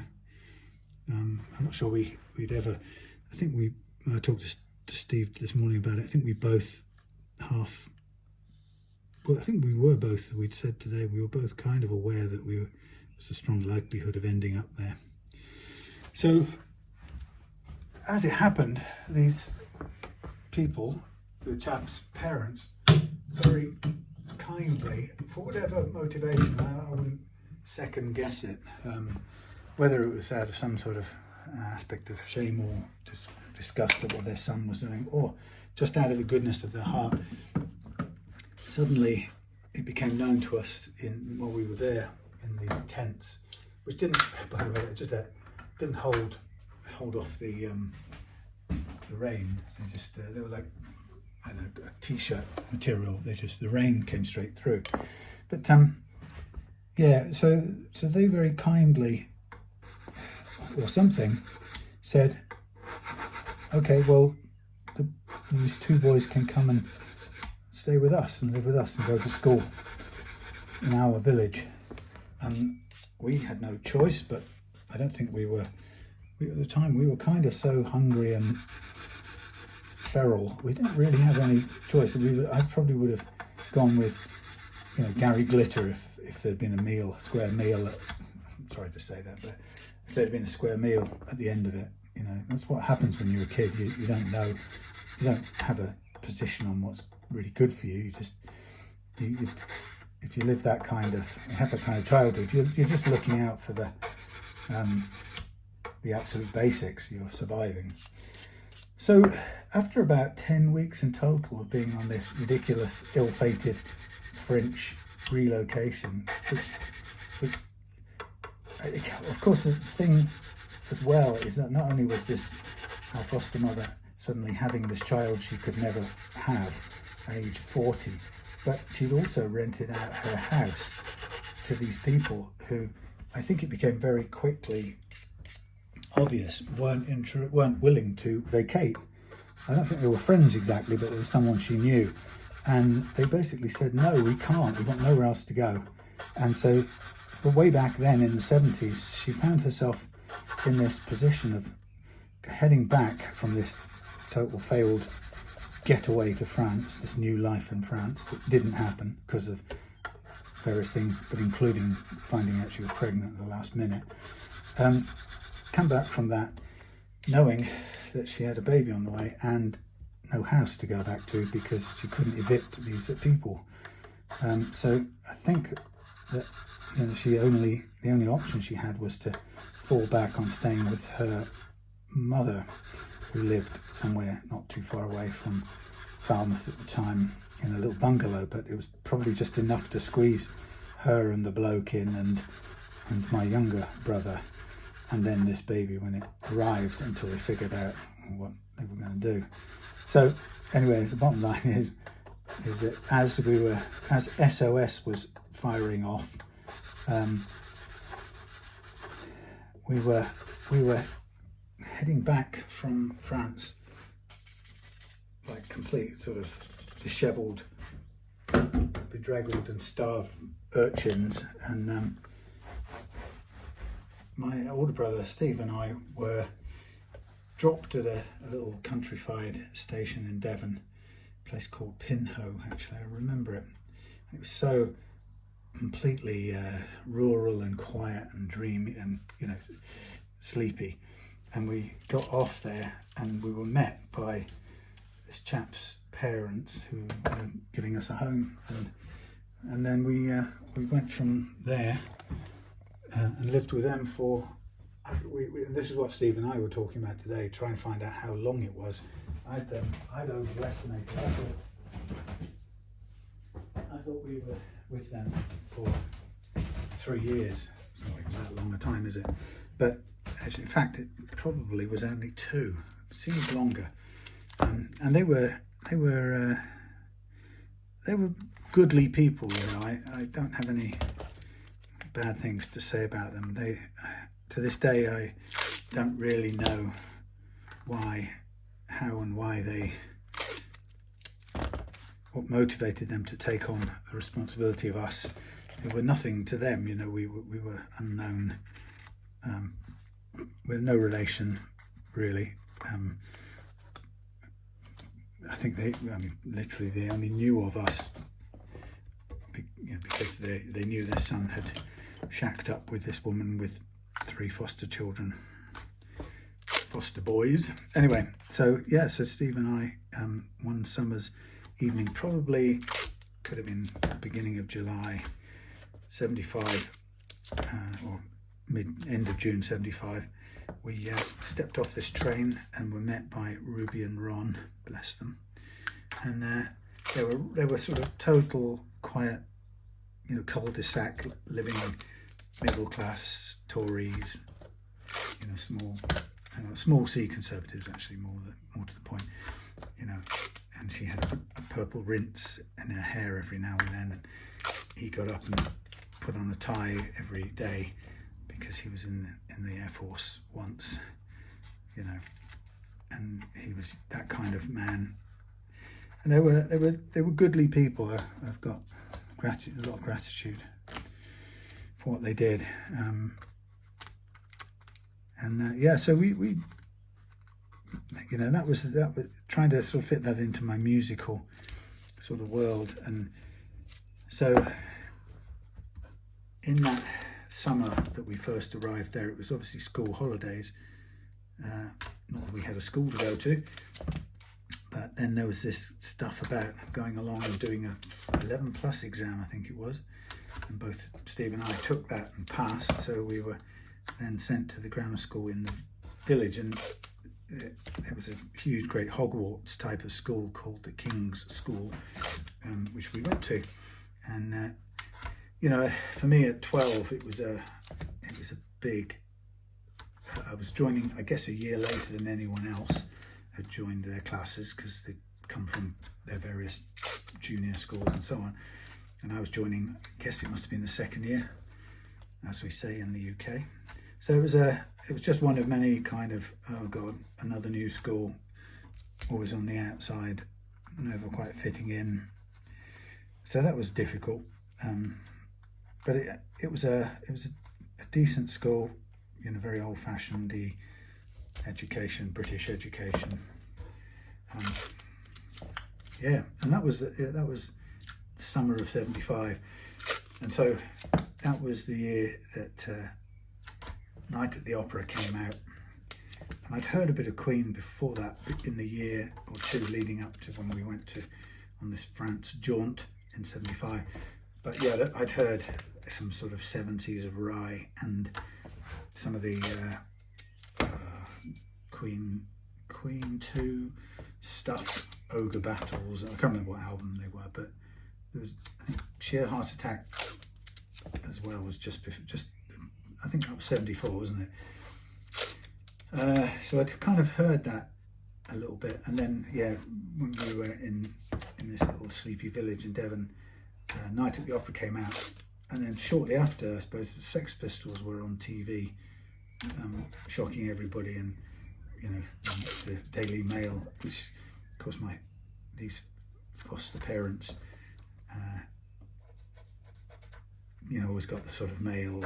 They were very conservative types, and so punk was, oh my goodness, what's this? And to be fair, I thought the same at the time. You know, I just was following on whatever they thought was normal. I was trying to fit in, so I thought it was disgusting. But you know, I still liked. I still loved to listen to stuff that was coming out, like I say, Queen and a couple of things like that. So 1975, I really have strong recollections of musically of ABBA. Of course, you couldn't avoid ABBA; they were pretty much everywhere. And ABBA, some Queen, definitely recall what's his face, Rod Stewart, Sailing. That was I remember that, and the long sort of burning golden summer nights in the Devon countryside. It's always what that song will make me think of. And there were loads of sort of soppy things, like in the background, like Shawaddy Waddy and Mud and all that kind of terrible stuff. And yeah, just a kind of mix of very soft, middle of the road stuff mixed in with weird stuff like the Goodies and their stupid kind of novelty records and stuff like that. But I think that's where I got, appreciation of Queen. I think partly because my brother bought the tape, and we would kind of lie in our bunk beds and he'd turn it on his little tape recorder, and I would get to share that all the way through. And just, you know, I can remember even now being astonished by this huge Bohemian Rhapsody. You know, it was breathtaking even for a 12-year-old kid, you know, in a sort of little England, you know, middle rural England, countryside England, 2 up, 2 down kind of maisonette. I don't know. Yeah, it was. Yeah, we just knew it was completely bizarre and wonderful, even as kids. And also, I was amazed by the Prophet's song as well, and also Death on Two Legs. That was just amazing. It was kind of full of anger. I used to really love that sort of spitting venom. That was my version of punk, I think. But I think in that first sort of summer, 75 and on into 76, I think punk was only, for me, only experienced as a, you know, that tabloid thing, which is these disgusting hoodlums, these ruffians, these foul-mouthed safety pin type. And it was just a spectacle. It wasn't anything serious. We never got to hear any music associated with it, because there was no one playing that in our house, you know. We didn't have a stereo with a radio, so we weren't listening to John Peel or stuff like that. We just had a cassette recorder and 1 or 2 tapes that my brother managed to get hold of or buy from Woolworths or something, which was where you got your music from. Woolies. Anyway, so that was why ABBA's Bleeding SOS was why I was reminiscing about 1975 and then trying to remind myself where I was in that time and how long I'd been in with these foster carers in Devon. And I thought because eventually after a couple of years there, our dad, who lived in the Midlands, he was an English teacher, he sort of appeared a bit more on the scene, saying I could have the boys to come up and live with me now, sort of thing. And actually, in a funny sort of way, we were probably as stable as we were ever going to be at that exact point. You know, we were both in a good grammar school. You know, we were just about getting to be there long enough to settle in a bit and make some friends. And I think the system probably did probably the worst ever thing it could do at that point. And it said, no, but your father has expressed an interest in you going to live with him in Coventry. And, you know, even though I'm saying we were stable and getting a good education, we didn't see it like that at the time. We thought we were living a stifled, you know, middle class living death in the Devon countryside with a couple of small C conservatives who wouldn't say boo to a goose, and here was punk and we wanted some freedom. And so of course we given an opportunity by good old social services, first thing we said was hell yes. And I think it was arranged that we'd go up and visit my dad, and so we went up and spent a couple of trips visiting, and the first thing he did was let us get both fiendishly, horrendously drunk whilst watching, I don't know, Dr. No or something late at night. And so, you know, we had our first experience of drinking, and well, probably our first experience of drinking and stupid things like that. So, and you know, eating junk food or whatever.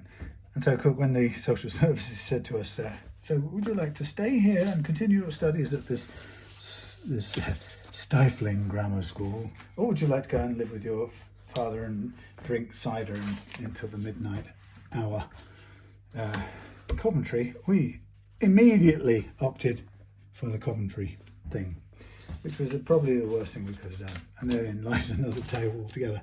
But I'm going to go off camera now. I've done all this bit here, and I'm going to do the sanding part, which is noisy. I'm also going to blow my nose, drink some drink, and come back when this is all done, cleaned off and ready to restring. Tidied up, cleared up, frets polished out, everything cleaned, ready to go. See that? All the little little glints of light in that direction, like little slivers of light there, and then obviously it meets up with the main reflection, but those little pre-reflections, they're because of the way the finish is sprayed over the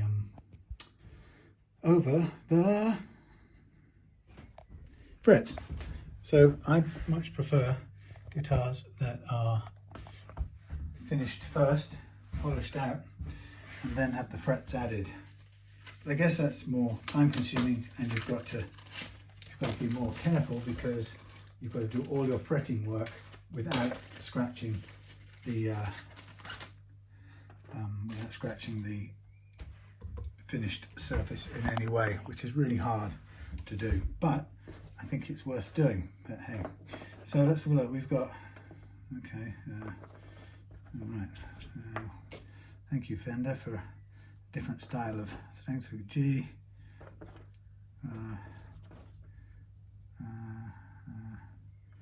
that's that, and that, I think. Fender strings. So I'm just going to run all of these through here. So we're going to fit them, then we're going to stretch them, and then we're going to intonate, and then we'll be done. So a standard setup with a little bit of extra difference thrown in by repositioning the neck, the bridge, sorry. And you know, I'm aware, having done lots of bridge moves in the past, obviously I'm aware that I can do it, and we can still get the strings to come through, as you can see I'm doing now. They're coming through the through holes, even though there's a sort of mismatch of a millimetre or so. It's still plenty of room to get them through, as you can see. So that's a pretty, you know, a pretty safe bet to. And I guess one of the things I'd be saying is, don't be afraid if you're in this situation and playing the action where the strings sit is not right. If you can, before you shove your neck sideways with a shim to try and get a better alignment, or end up dropping a nut too far off the edge to try and force it from the nut, consider whether you can safely move your bridge saddle, your bridge plate, and if it's one of these hardtails, you've got probably a better chance. So to load these up, I come two posts past the one I'm stringing. Stick it in there, bend it forward, grab it, and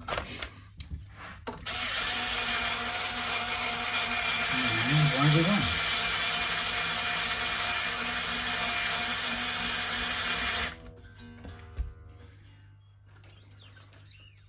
Two past the one I'm stringing, snip it, snip it, snip it, Scott, snip it. Anyway, my little story was really only supposed to be about where I first came into contact with that music, but you know, I think we all have a very rich set of memories that are always tied up in the first or the times that we connect with a particular song or a particular style or a particular sound. You know, but for me, ABBA was really that summer, I think the summer of 75, 76, those two summers were ABBA summers really. Of course, as I said, they tied in with a kind of quite a traumatic or turbulent time in my life, my little 12-year-old life.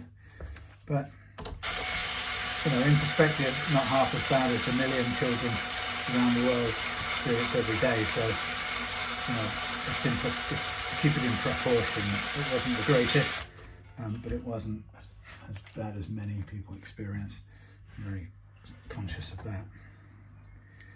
you know, and I'm grateful for surviving it, and you know, having developed whatever qualities I got in part from those experiences. I wouldn't want to be without those qualities or a different person.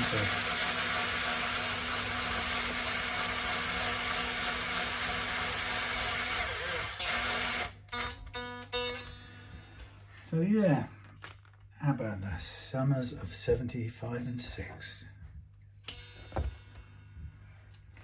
But it came from talking about how enjoyable it is to sometimes bring up a song that you really love and listen to it, and even if you've never done before, find out how it works. And sometimes the best way to do that is not to go and find the chords, especially if it's a song you really do know well. You know, trust yourself that you know it well enough to know to be able to find what's what without going and referring to Ultimate Guitar or something like that. There's no harm in that. It's got great tabs and chord charts and whatever that for times when you really need them. But you know, it's not always. It's quite nice to find it yourself. And I guess maybe I have a sneaky suspicion that if you find it, pick it apart yourself, then you'll kind of get a better remembering of it. If you get what I'm saying. So I'm going to tune this up and see what we've got.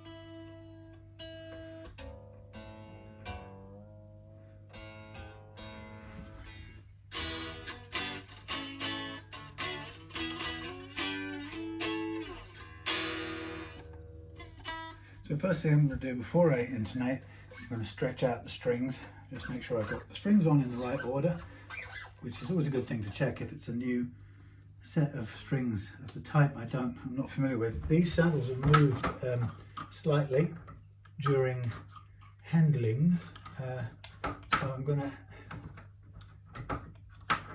come on, oh my uncle's cousin. I'm just going to make sure, tweak them a little bit because I don't want them wandering all over the place. You know, they kind of move of their own volition. Volition, volition, da da da da, da da da da da, da da da da da da da. So stretch those strings with thumb and forefinger push.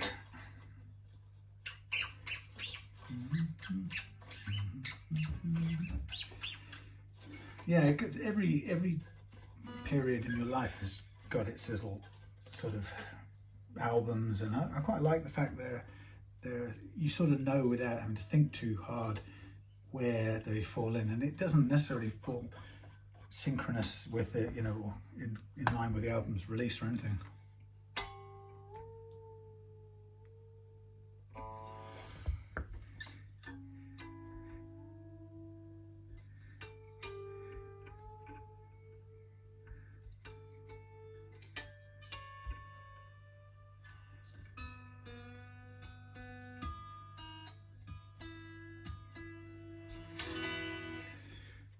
Yeah, so for example, I think something like Ziggy Stardust and the Spiders from Mars, you know, somewhat 1972 album, and I certainly don't remember it in 1972. To me, that occupies a chunk of, a couple of chunks, but somewhere around 85, 6, 7. And then again, sort of mid-80s, and then again in the more recently playing on the guitar.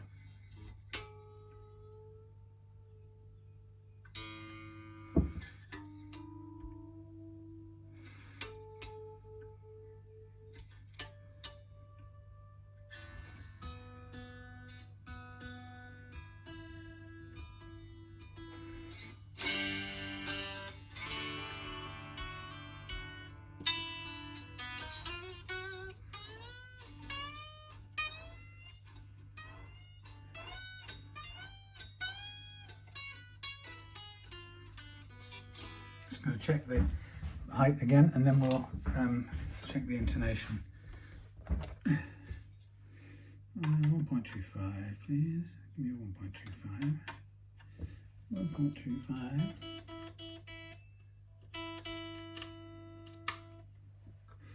1.25. Below.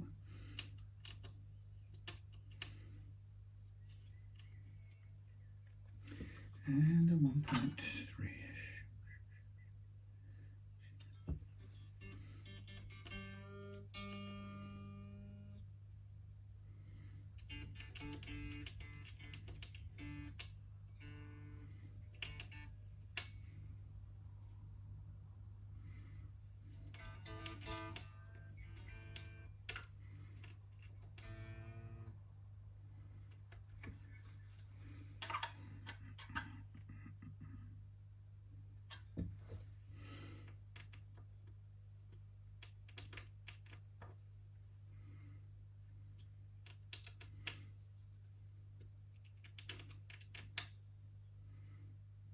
Okay.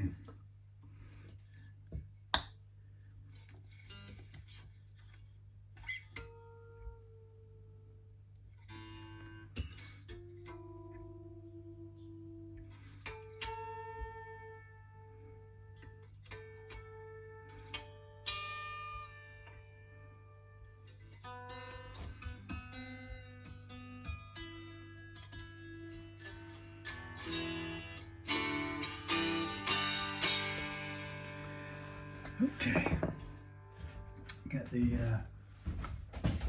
jack lead, guitar lead, whatever that thing's called, jack plug, socket, wire, jack thing, the jacking thing.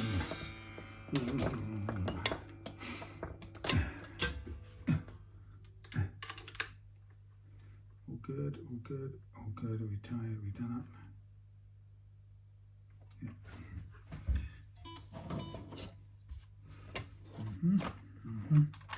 So we're going to check the intonation now.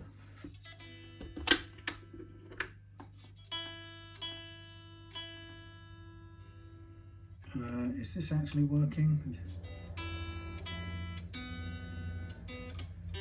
I've got a bad feeling.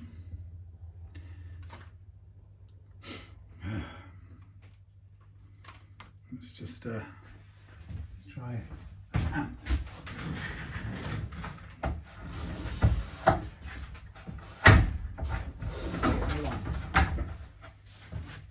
Nab it.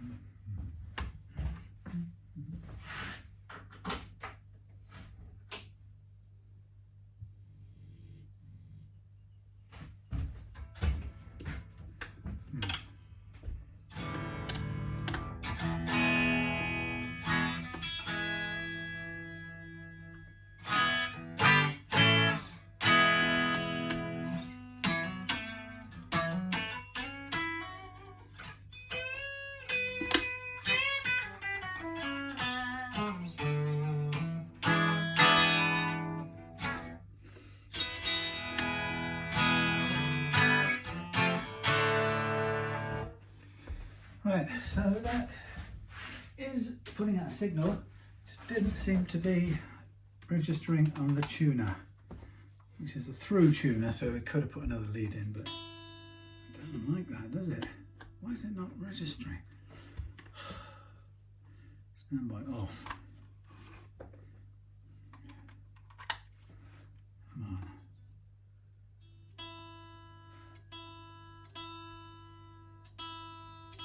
That's working.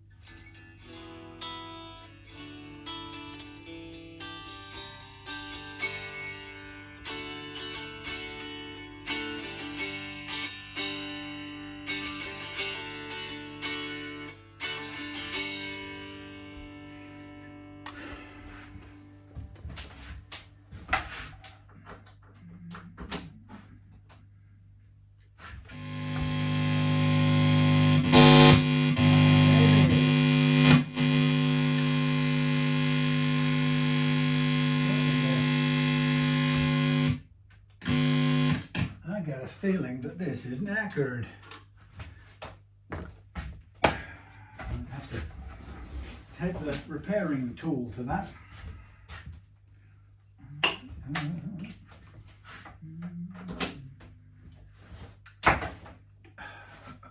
Sorry about this terrible end to the video.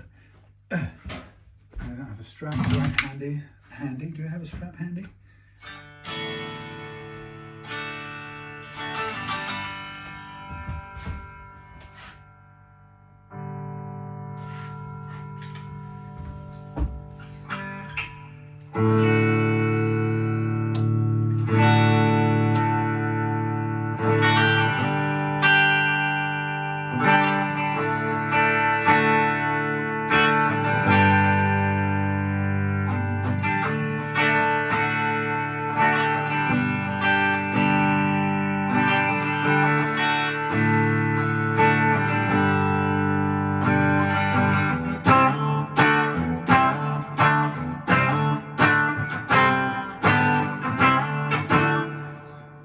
Lots of reverb.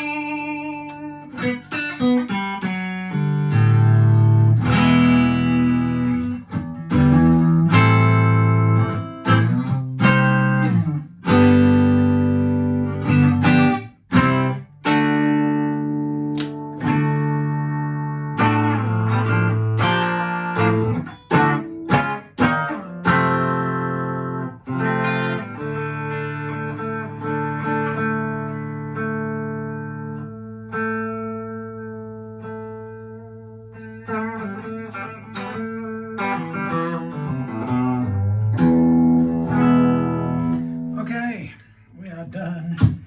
That cable is being decommissioned as we speak. It's had it.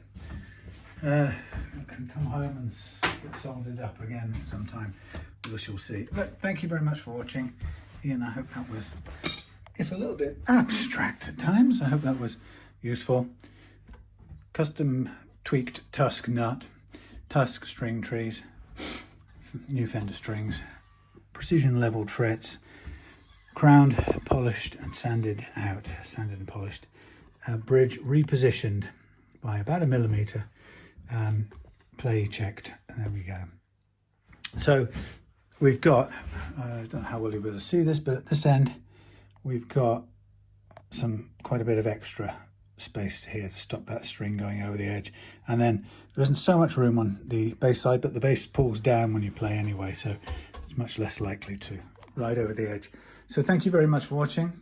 It's just about time to head out into the 9:30ish summer's evening, a bit colder, but see you again soon for some more guitars this week.